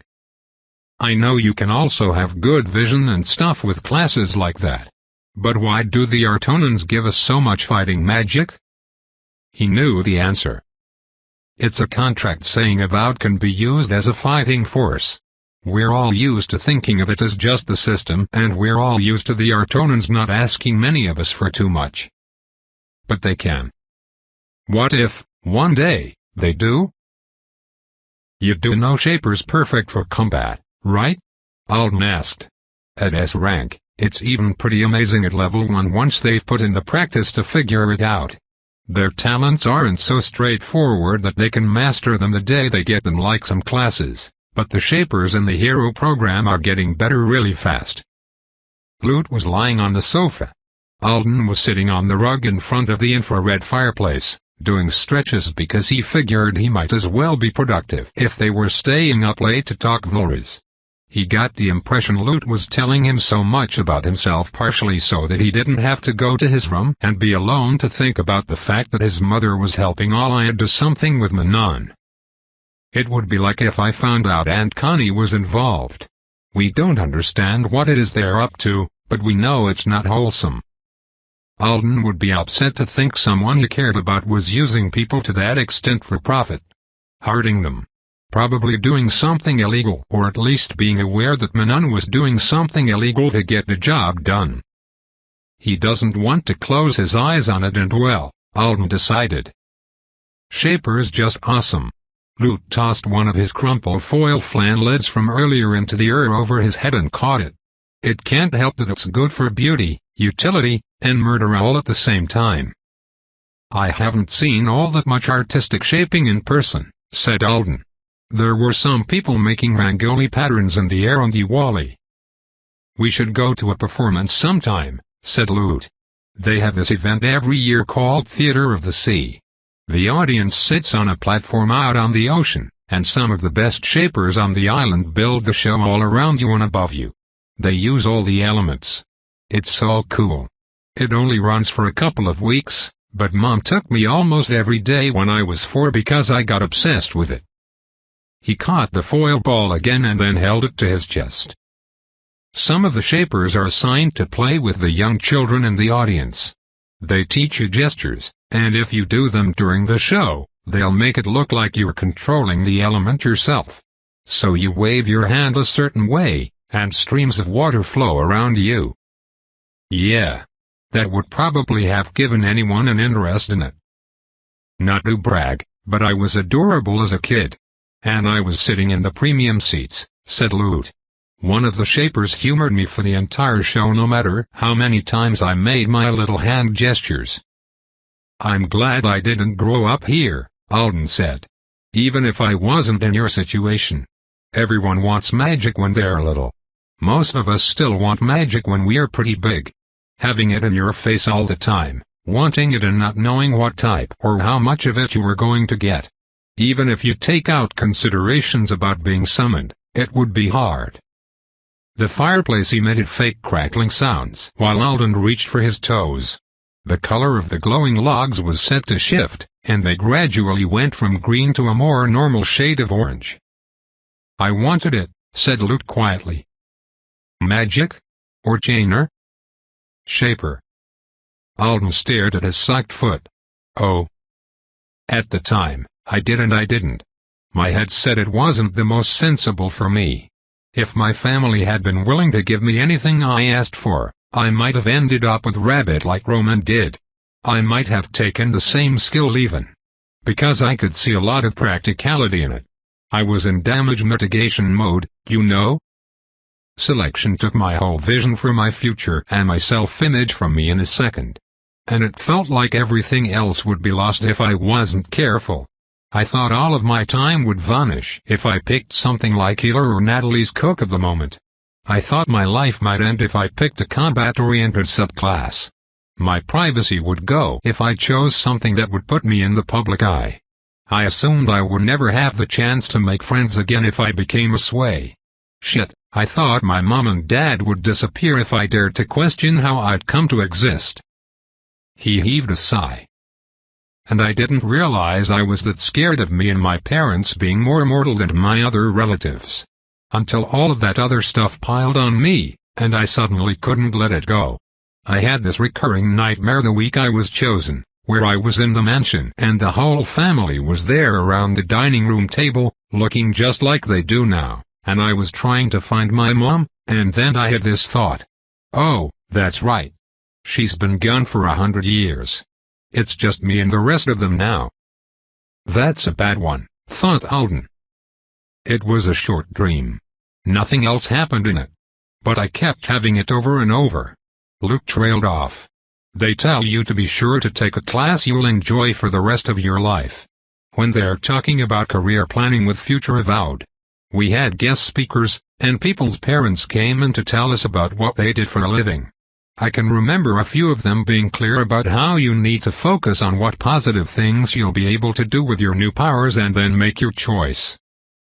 Nia talked about choosing things for a lifetime, too, said Alden. Talents that make you proud and bring you joy. You know one of the first rabbits already? She was my intake counselor. Sweet. I think I heard about her doing that on occasion. Anyway, I had heard adults say that. Pick powers you can be proud of. Only I felt like I'd taken damage by being chosen. Dreams over. Trapped. Banished from the rest of the world. I was so worried about preventing more losses, I couldn't weigh my decisions properly. He swallowed. I swapped right for Shaper of Water. Without your family knowing? Luke nodded. I wanted to get something as high up on my list of classes as possible before the news came out, so that my family wouldn't have as much leverage to make me do things. I thought if I could get something I didn't hate the idea of, then I'd be able to say no to any unreasonable requests on their part. Do you have any idea how hard it is to secretly trade a class here? No privacy options? Officially, the trading posts where you go sit at the cool tables and swap with Avowed all over the world are confidential institutions. But even if the guards and authorized witnesses aren't allowed to tell others what you did there, the buildings aren't in secluded locations. Any kid of high ranks heading to the trading post for the first time gets noticed, and it's not just my family who collect that kind of information. So something like skiff spying on the consulate is just normal behavior here. Although it wasn't like the Anisidran teens had the same risks. Or the same options. Being unregistered didn't really come into play for them unless they did something extreme to get off the island. Luke sat up and faced him. It was so odd to suddenly be personally invested in the trading process. I got the Meister trade info for Lexi from Uncle Karin, and I kept buttering him up until I learned a few more things. Then I stalked the 9th and 10th graders in my school for the rest of the week, listening to them. He frowned. I heard someone call me Loot the Lurker at one point, so I wasn't as subtle as I thought I was being. But you know, they never suspected. Not even when I worked myself up to ask questions about it. Nobody ever thought, Luke Valera is surprisingly interested in matters like this all of a sudden. Maybe he has been chosen, too. It was Thursday.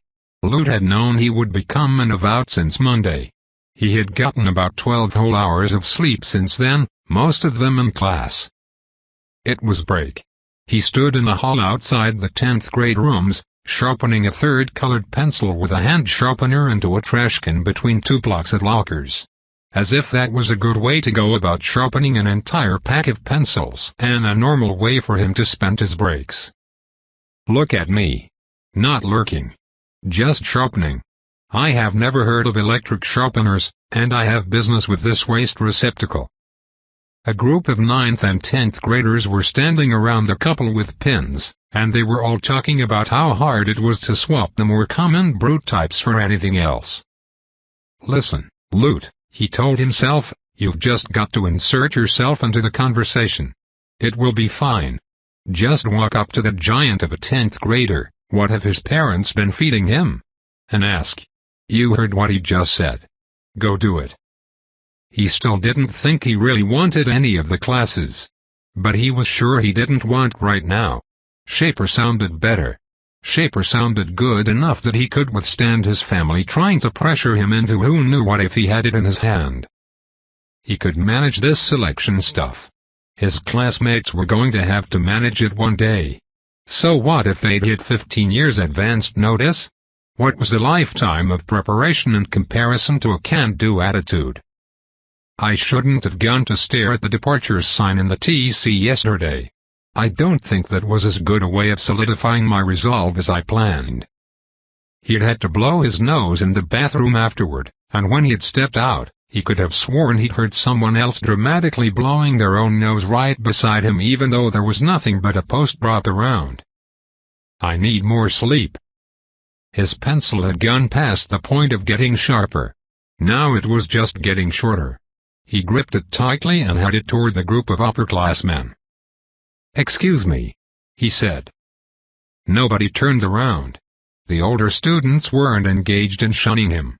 It was just that he'd spoken in a whisper accidentally. "Excuse me." Too loud this time. A girl with her hair in small braids whirled to face him. The group fell silent. "I heard you say you know somebody trying to free trade in Shaper." He addressed the boy who'd said it. "One of my cousins has a friend who just got right and wants to trade for any Shaper." This sounded like a glaring light to Lute. Part of him was sure they were about to point at him and say, "You're the friend yourself, aren't you?" But after a couple of blinks during which they were all apparently absorbing the new input, the guy said, "Oh really? My friend wants adjuster though. That's why I was saying he's hopeless. Trading up from Shaper to adjuster at S, with only a month to go and no bonus to it. He's going to have to hope some globy jumps on it." "Okay," said Lute. "Just checking for my cousin's friend. Because they can't add much of a bonus either." "Right to Shaper should be easy," said the girl he'd scared. "Shaper's more popular, but right's rarer. Someone'll want it soon enough if they just post it to the exchange." "Can't post it to the exchange. Corin's got people watching." Lute gave them all a pained smile. "Yeah, I'm sure that's true. They're just worried about it because they don't know if their family will be fans of the trade." "I hate parents like that," she said. "As if it's not hard enough to make up your mind. Then you finally do, and suddenly they start saying things like, 'The enviro brutes. When we said we'd support you no matter where you wanted to go in life, Miranda, we meant on this planet. Glacial brute is just a gateway to some icy wasteland on the backside of the universe.'" Her friends were all nodding. Lute wasn't sure if they were agreeing with Miranda or her parents. Break ended a few minutes later, and he thought the whole conversation was a dead end. But the next morning, when he was stepping out of the language exchange room with a group of his classmates, there were some 10th graders waiting their turn to enter. Hey, Blura boy." Lute saw the big guy from yesterday stepping away from his own peers and waving. "My friend doesn't want right, but he said he heard about another Shaper who did. A girl at Neelima Middle." Lute's heart skipped a beat. "That's just a few blocks away from here." "Ha ha," said the guy. "Well, most of the schools are in family neighborhoods, right? I didn't get a name, but it probably won't be hard to find her. The Nilmit people will know who it is." Lute wanted to run over there immediately. He would have, if he'd been 100% sure about the tip. But he didn't want to blow his cover by tearing off in the middle of the school day only to find the Shaper didn't exist or had already traded. The other 8th graders were giving him odd looks. "Why are you talking with them about trades?" someone asked. "Probably running errands for his family or something," Carlotta answered before Lute could. "Do you know how much they pay their friends' kids to hold those and chainers without taking them? My mom says posing in ultra-ari like that costs them millions every year." She brushed past Lute with that same nose-in-the-air look she had worn around him since 5th grade. "Her dad is a B, her mom is a C, her sister is a D." Lute knew everyone's parents and siblings' ranks off the top of his head. Every other person in the grade was the same. It was just the thing you knew about people. Carlotta would probably be a mid-rank. B or C like her parents. To feel like she belonged up in the sky with the people she wanted to be friends with, she looked down at Loot and the few other low guess ranks. Declan's reasons were similar. Loot had always known it. He had also always known their reasons were no excuse and they were slimy creatures who should be tied to rocks and sunk. So why, all of a sudden, did he pity her? Just a little. Fine. I'll give her one chance. I've been asking my uncle about the trading business lately. He gave me some info on Meister. If you were curious. It was info about the interesting Meisters currently changing hands among the high ranks that he'd gotten for Alexei, not useful at all for Carlotta. But she still loved Meister. This was as much of a peace offering as Loot was willing to extend to satisfy this unwelcome emotion. She would be excited if someone else told her this. A couple of other people were interested. A few paces ahead of them, Loot saw Tyet actually turning around to walk backward and hear the conversation. She must have still been thinking about weapon meisters. Loot didn't know what she planned to do with one of those. Not superhero school, surely? She hates public speaking. I can't imagine she'd love doing hero PR. Why would I want to talk about avowed jobs with you? I see, said Loot. They were almost at their classroom. Just thought I'd offer. It was so satisfying to open his notebook when he got back to his desk and scratch Carlotta's name off the list he'd made inside it. He would be leaving this school. He wasn't quite sure when yet, but even if he stayed through the end of the year for some reason, he wouldn't be able to return for 9th grade. So he was taking one last look at them all this week. Like a private goodbye ritual. If they treated him like a person in even a small way, they got underlined. If they were jerks after he tried to be nice. He enthusiastically scribbled out Carlotta Sullivan some more. Now I never have to think about her again. Even though we'll both be stuck on this island for life. Bye, Carlotta. You don't exist for me anymore.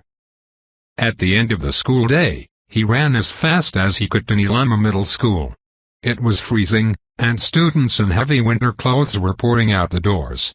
He looked around for interface name tags.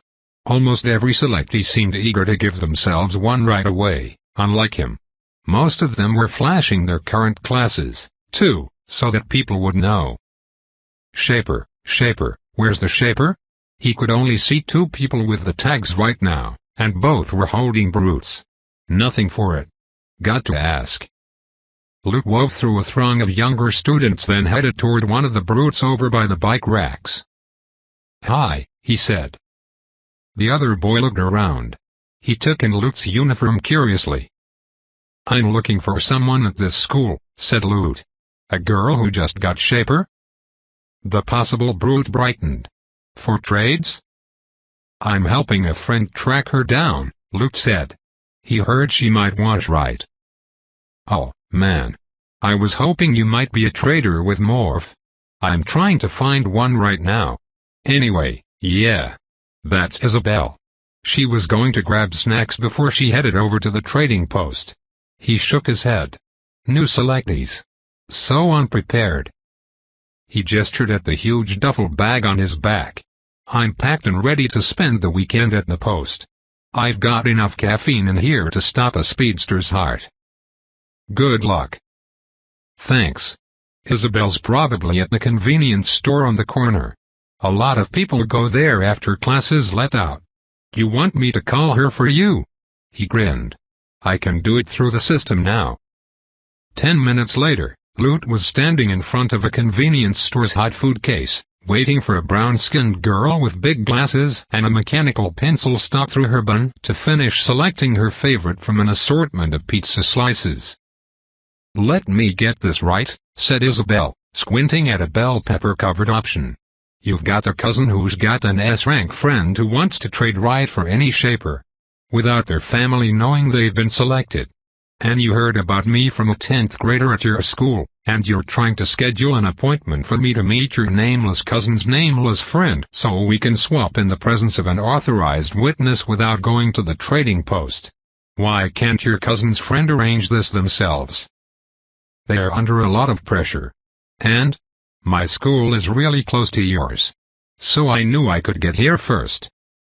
This sounds like one of those suspicious situations they warn you about, said Isabel. Don't go off with strangers. They'll have someone sway you, and a bad witness will authorize a trade that ruins your life. There is nothing suspicious. You can even pick the witness and the location as long as it's not too public.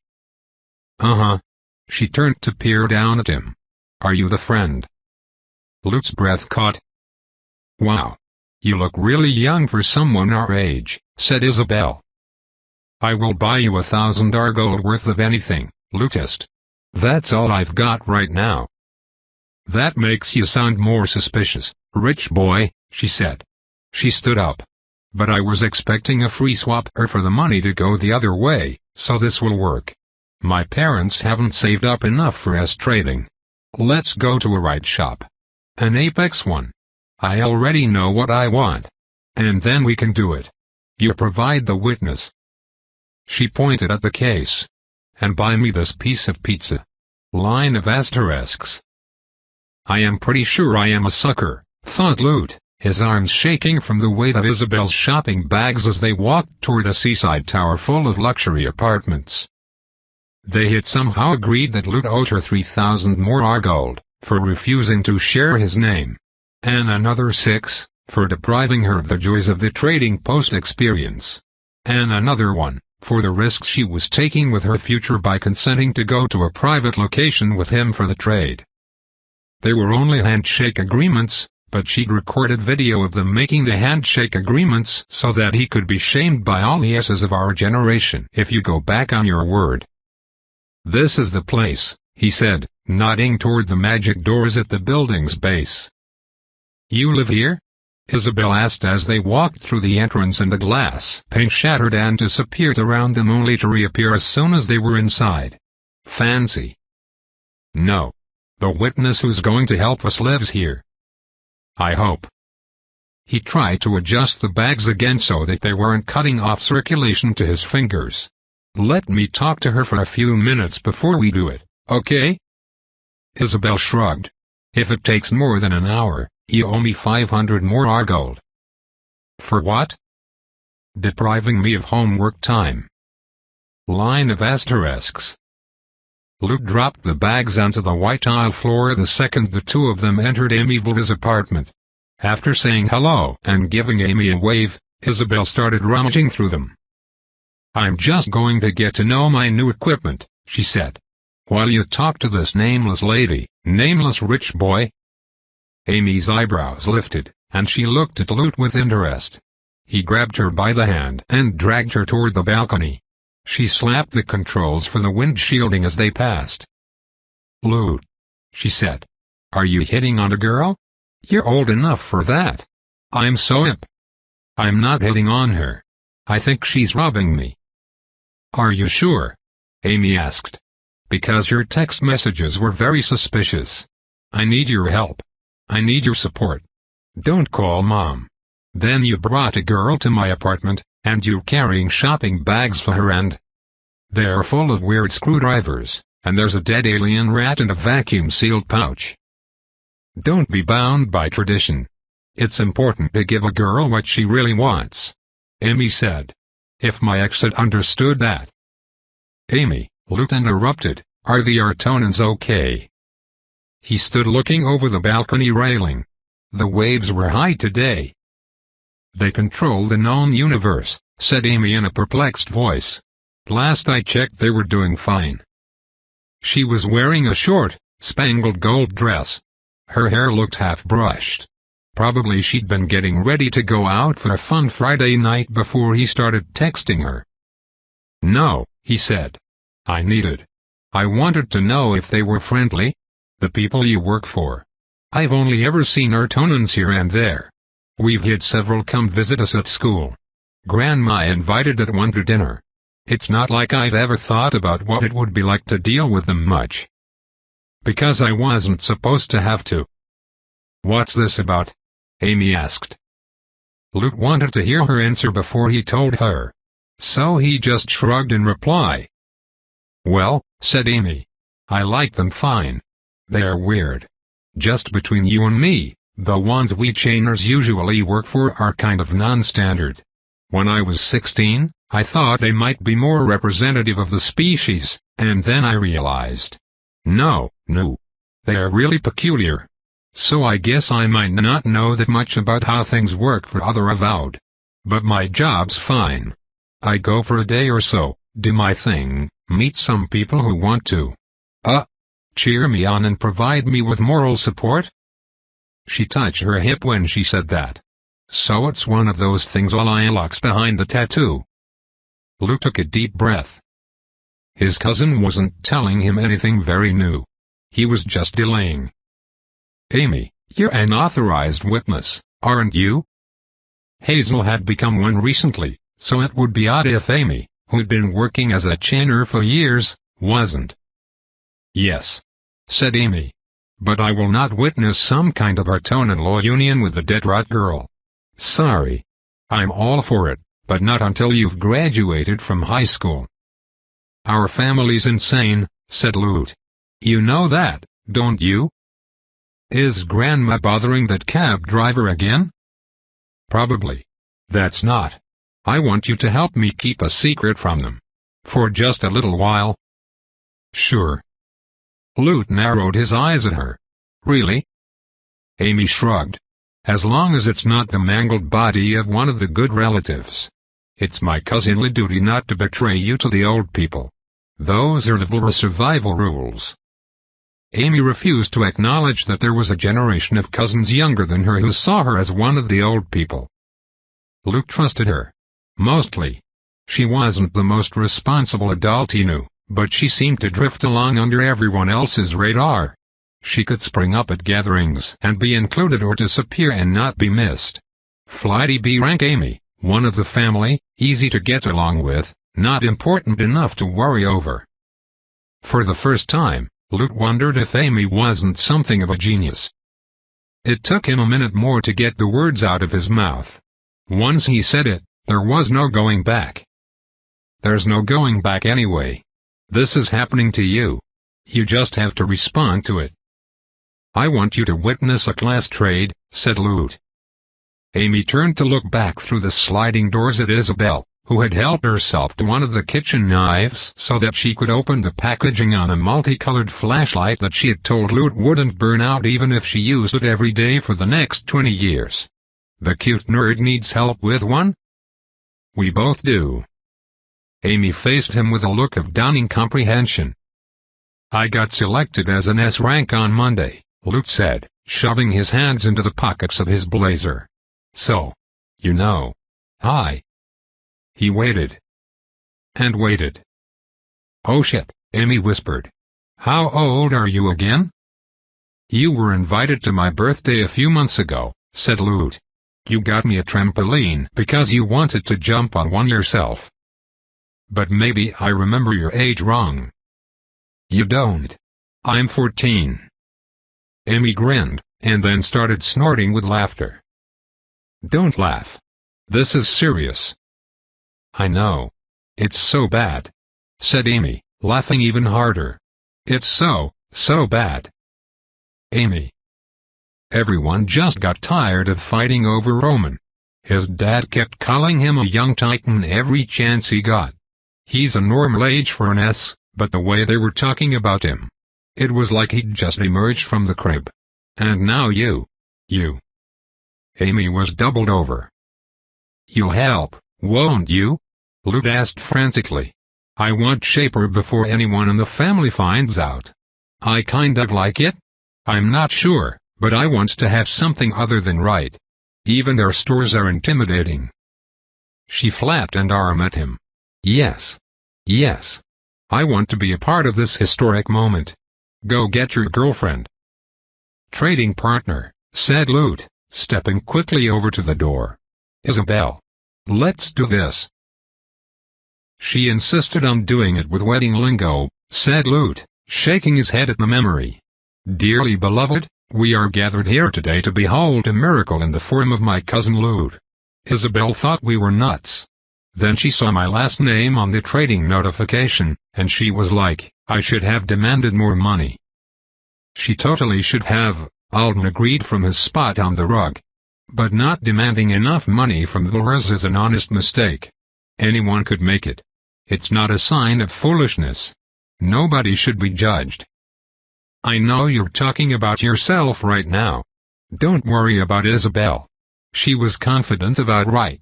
She affixed standing right there on the balcony, and Amy transferred the celebratory amount to her in honor of the special occasion. What? Their apartment doorknob made a lot more noise than it usually did when it was being opened, and they both sat up in surprise as Hoyu stepped in. He was wearing his windbreaker and an odd smile. I thought you were staying at home tonight, Luke said. No, I was just having supper out with Mom until late. Hoyu wasn't quite meeting his eye. All my comfy pillows are here. What are you guys doing? Just talking, said Luke. Hoyu nodded. He was still smiling weird. Guilty weird, thought Alden. He studied their roommate. Were you listening at the door? He guessed. No. I heard Lexi's name, and I wondered. Are they talking about him? What are they saying? So you were listening at the door. The act you were describing is eavesdropping. No. Because it's my door, too. You can't eavesdrop on your own door, can you? That depends, Luke said. How long were you standing there? Not long. Hoyu said. Just 10 or 15 minutes or so. Luke looked startled. Alden stared. What? Hoyu's tone was defensive. That's not how you confess to eavesdropping, man, said Alden. You're supposed to say, not long. I was only there a second. Even if you were there for way longer than that. Yeah. Standing out there for 15 minutes with your ear pressed to the door is spy territory. Not friendly eavesdropping, said Luke. I haven't been sharing state secrets. Why didn't you just come inside? Hoyu's nervous smile grew more nervous. I thought. They both waited silently for his answer. I just thought you might mention me. Why? Luke asked. I mean, I can mention you if you want. Alden, Hoyu tried to grow his hair out long when we were in 5th grade. It made him look like a completely different person. It wasn't bad, but he cut it all off after one of our tour guides on the trip to the Grand Canyon thought he was a girl from behind. I bet Con has pictures of the look. Don't mention me like that, Hoyu said in horror. I was just waiting to hear where I was on the list. What list? Luke asked. Alden laughed. He means your people I hate forever list. The one you made with all your classmates' names on it. Alden had wondered where everyone he was familiar with had ended up, too. You were naming people who'd been crossed off for life, Hoyu said. And you were naming people who'd been underlined for being nice to you. And I needed to know if you crossed me off. I don't want to be crossed off. You weren't crossed off. Well, did I get underlined? It doesn't matter if you got underlined or not, Luke said. I was telling Alden about the list to explain my mood at the time. Not because the list is actually important now. I didn't get underlined. You were underlined. Hoyu groaned. I should have kept eavesdropping. Now I'll never know if you were just saying that to make me feel better. You were underlined.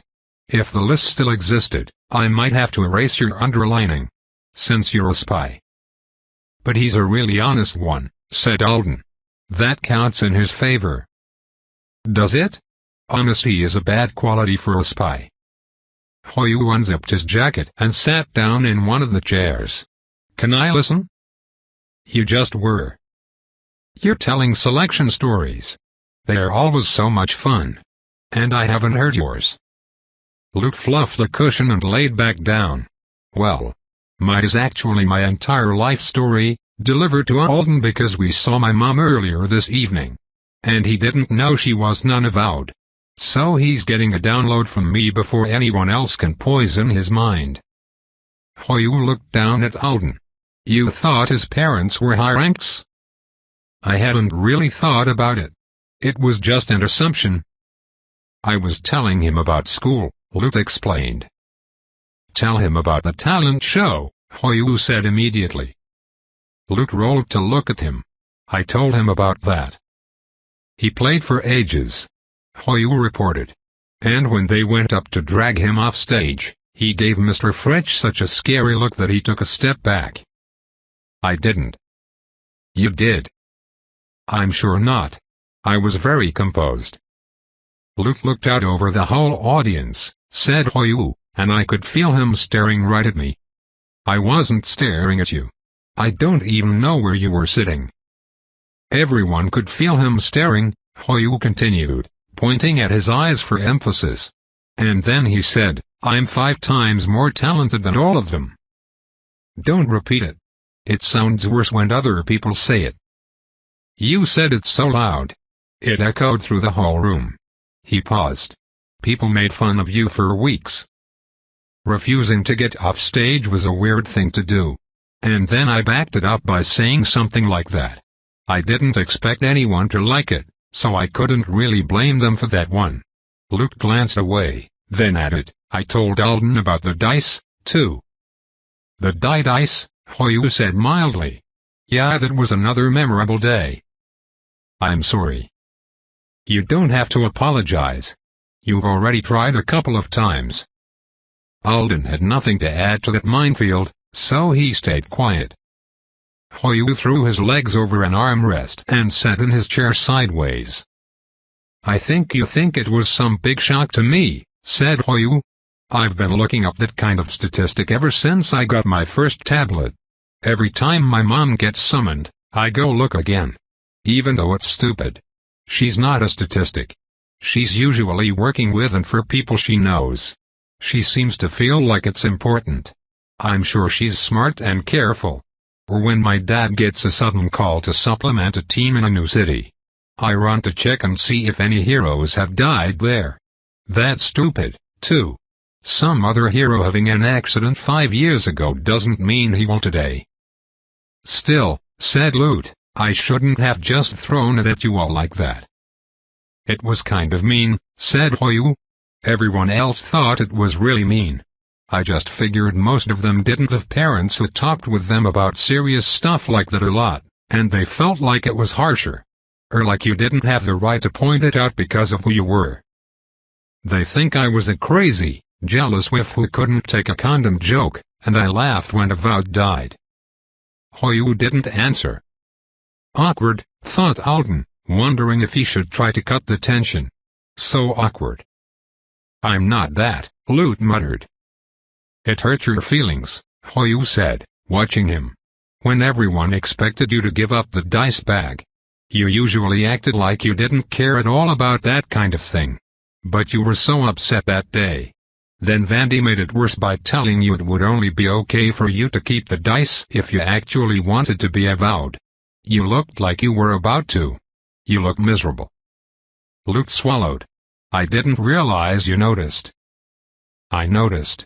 I just didn't know what to say. Then Declan was disgusting, and everybody focused on him.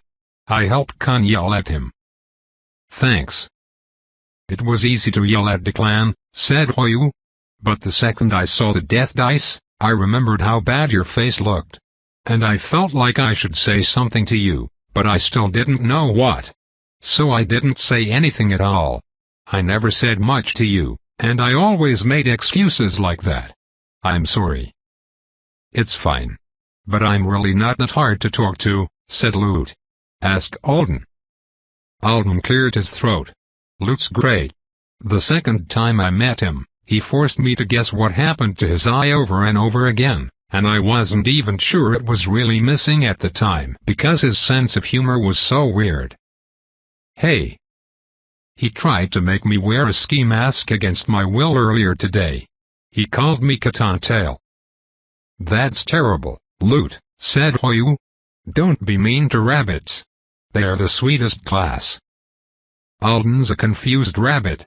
He is in school with all you 5e people.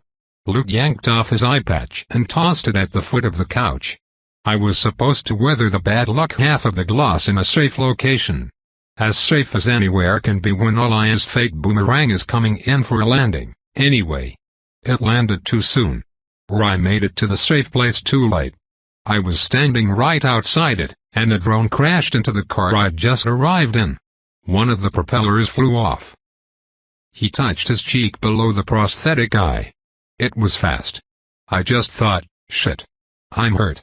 It was a minute before I understood I was really hurt.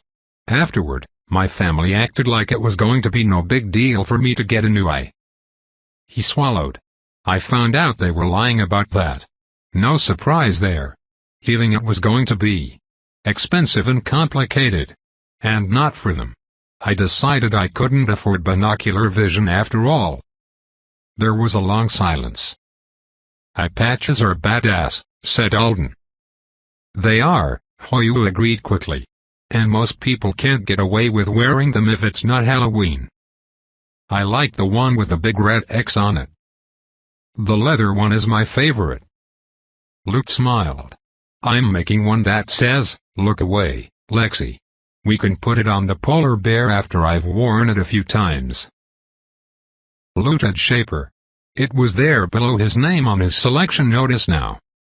And not just any Shaper, Isabel had been in possession of Shaper of Water. He was at his dad's place this weekend, and he stared at it through dinner. In the bath. In bed. This, he thought, this doesn't feel like right did. His brain was full of all the reasons it was wrong for him. On paper, other things were still better. But this class felt like it had a bit of a shine to it, didn't it? It makes all of this feel a little less like a disaster. Most importantly, it made him feel like he could move forward with everything else that needed to happen. At some point, he had to tell everyone instead of just Amy and a newly minted right. I need advice from some people who know more than me about the classes that I don't hate. Career counselors? Isabel had been rattling off a 20-point plan for the next 3 months of her life when they parted. It had made Luke feel his lack of preparation more acutely than ever. If I do want something like Rabbit or Adjuster, I'll need help to get them. Mom could probably pay for it if Alaya wouldn't. But negotiating for a popular or rare S-class takes time no matter who's after it.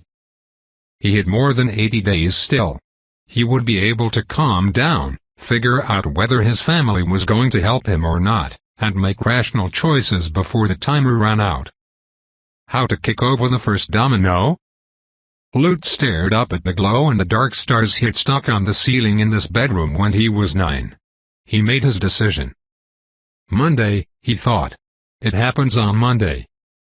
He'd need to stop by the mansion first and get something he left in his closet. What will it feel like to be one of them? I can't imagine it at all. Guess I'll find out. Line of asterisks. Luke arrived at Narcissa's house when the morning was so early it still felt like night. A car put him out at the front gate, and his cell phone and handprint gave him access. That's something that will change, he thought as he walked down the drive with the cold air stinging his cheeks. Anzidora was the only place on Earth where the system had agreed to make itself useful for even some of the tiny details of daily life. The gate would open with an interface command for avowed family members, and that would include him once Alaya knew about him. Since the last time Luke had been here, the landscapers had come. The planters by the front door were bursting with pale hellebore flowers and those dark red plants with the tendrils that luminesced every time the wind stirred them. I wonder if I'll ever end up on the world where those things come from. Inside, he found signs that his grandmother had unexpectedly chosen this weekend to make her return from life at sea. One of Hazel's favorite scarves was in the coat closet. A pile of miscellaneous cases and bags waited by the door for daylight, when someone would unpack them. He headed upstairs. His room was exactly as he'd left it. He hid school uniforms here, just like he did in all his other residences, and he grabbed the one that looked like it had never been worn. He put it on with an unusual amount of care, then chose a black cashmere topcoat to go with it. Climbing onto a step ladder, he reached for one of the highest shelves. A small wooden case with his name carved into it was there. Was it this heavy the last time I held it? He wondered, looking down at it. He distinctly remembered thinking it was worthless to him. He remembered rolling his eyes as he stuffed it away to wait for its one and only appearance on Sugar Cookie Day. His fingers hovered over the lid. Not yet. He slipped it into his blazer pocket and threw his coat over his arm.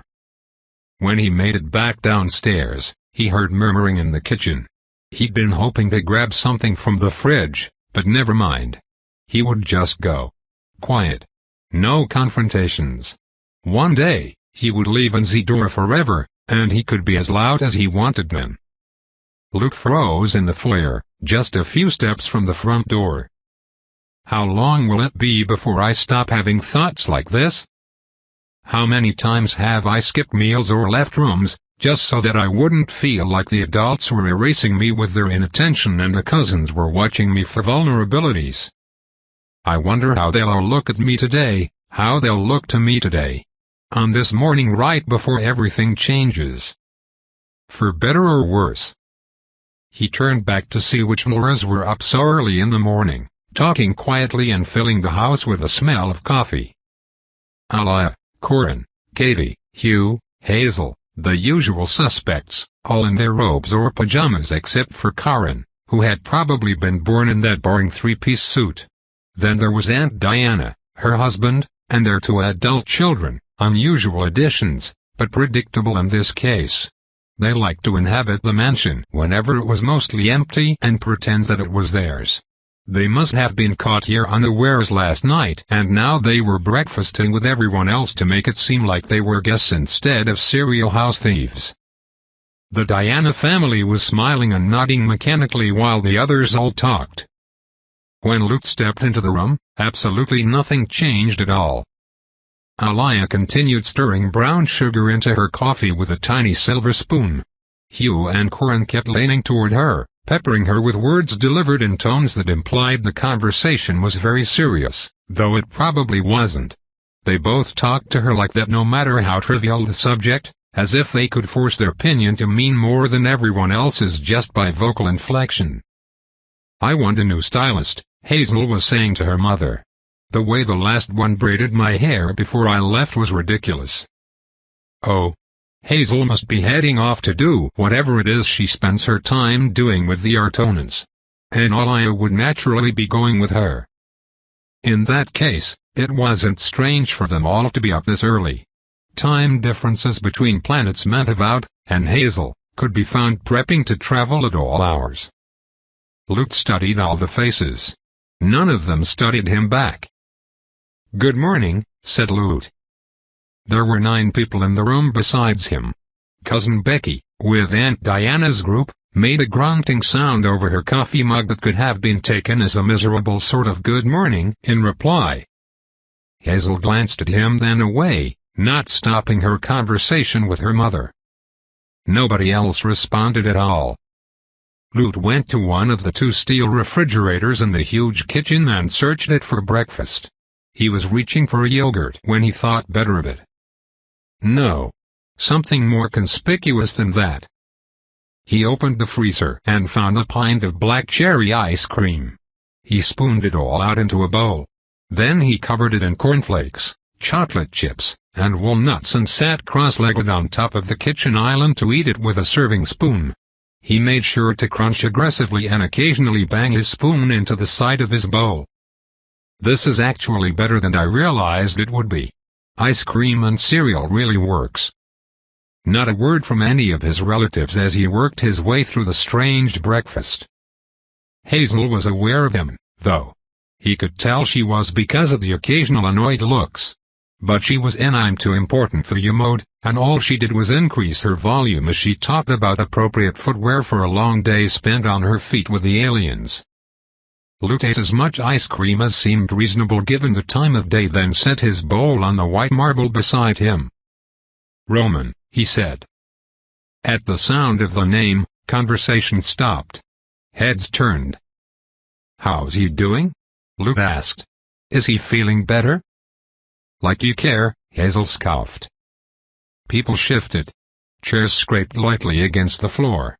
Alaya was looking at him with a neutral expression on her face. Not upset, not happy, just a look that said, "Yes, There's the child who has lived with me his whole life." "I was just wondering," said Lute. "He was so excited on the day he got selected. I do feel bad for him." Hazel opened her mouth. "We all feel bad for him, dear," said Aliyah. Her smile was faint but not particularly annoyed. "I would have chained her waiting for every member of this family if I could. Maybe one day." "Roman's fine," said Karin. His eyes swept the table. He was directing his words to the rest of them instead of Lute. "He's better off even. Rabbit suits his personality much more than Chainer, if you think about it. He'll settle in and be happy as a clam." Katie and Hugh were both nodding. Nobody else agreed. Not even Aliyah. "I guess he was only 8 months younger than Hazel," said Lute. 8 months isn't a lot really." It was absolutely a lot, when one of the people involved was 16 and the other was 15. And everyone in the room knew it. Lute slid off the island and reached for his coat. "It was so nice to have breakfast with you all.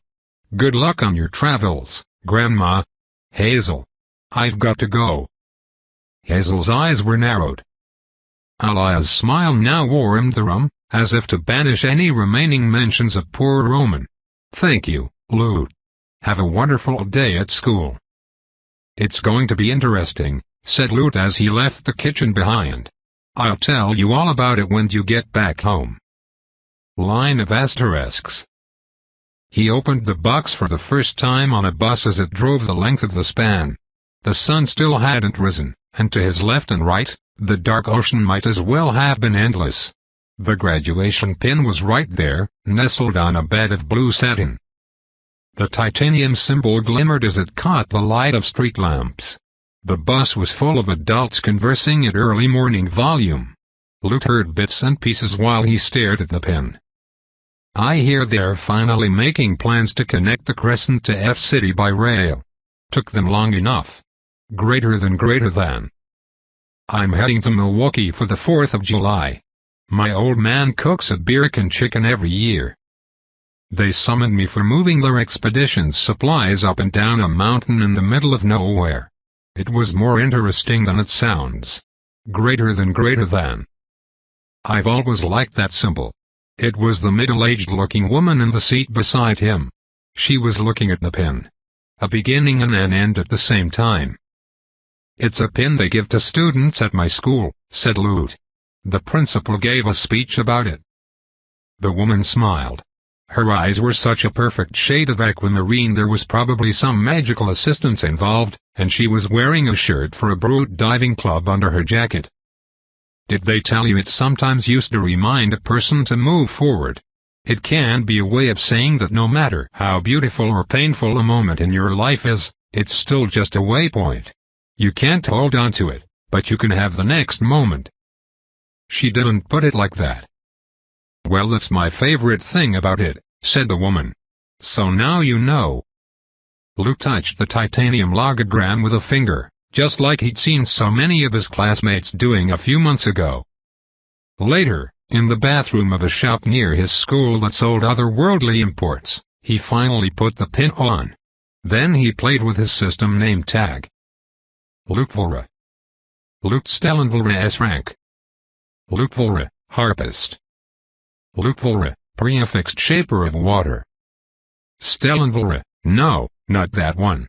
Enjoy 11th grade, Carlotta and Declan. It really will let me put anything I want. He tried the harpist tag on several times. He liked it best. It was the one he thought he would wear most of the time.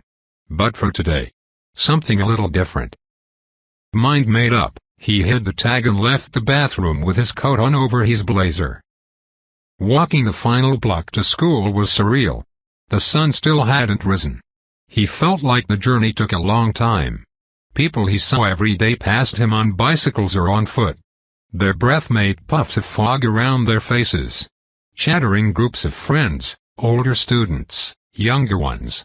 Primary schoolers in their winter sweaters, holding on to the hands of parents or arriving in cars. He spotted Tayet grabbing the back of her little brother's coat.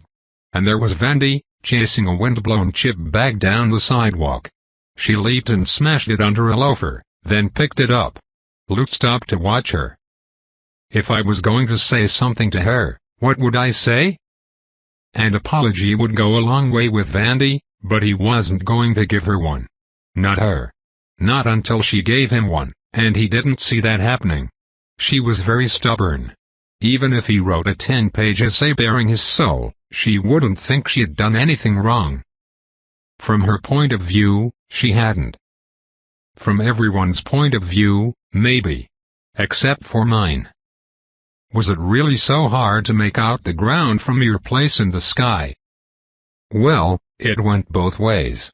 He hadn't felt very sorry for the people who'd cried at the end of the class trips, had he? They'd all been dealing with knowing that they were seeing things they might never be allowed to see again. Everly had been particularly devastated on the last day. Solid uni, right after a fortuitous rain. Luke sat down on a bench and called his father on his cell phone before entering the middle school building. Cyril was still asleep. He had to place the call twice before he answered. "Hey, Ludi," he said in a gravelly voice. "You okay at school?" Luke pressed the phone to his ear. "I'm good. Sorry for waking you up." "It's fine." Cyril yawned. "Dad, I wanted to tell you. Good morning and have a nice day and, love you." That wasn't what he had called to say. But the other words wouldn't come. They exchanged pleasantries, and then he hung up. Luke tucked his phone away and climbed the stairs up to the building. He stopped at the doors. People were still arriving, but not as many. It was almost time for the first bell. The halls would be full of students lingering to talk to friends before heading into their classrooms. There would be some 9th and 10th graders keeping an eye on the entryway, eager to be the first to report a new graduation pin sighting to the rest of the school. Now?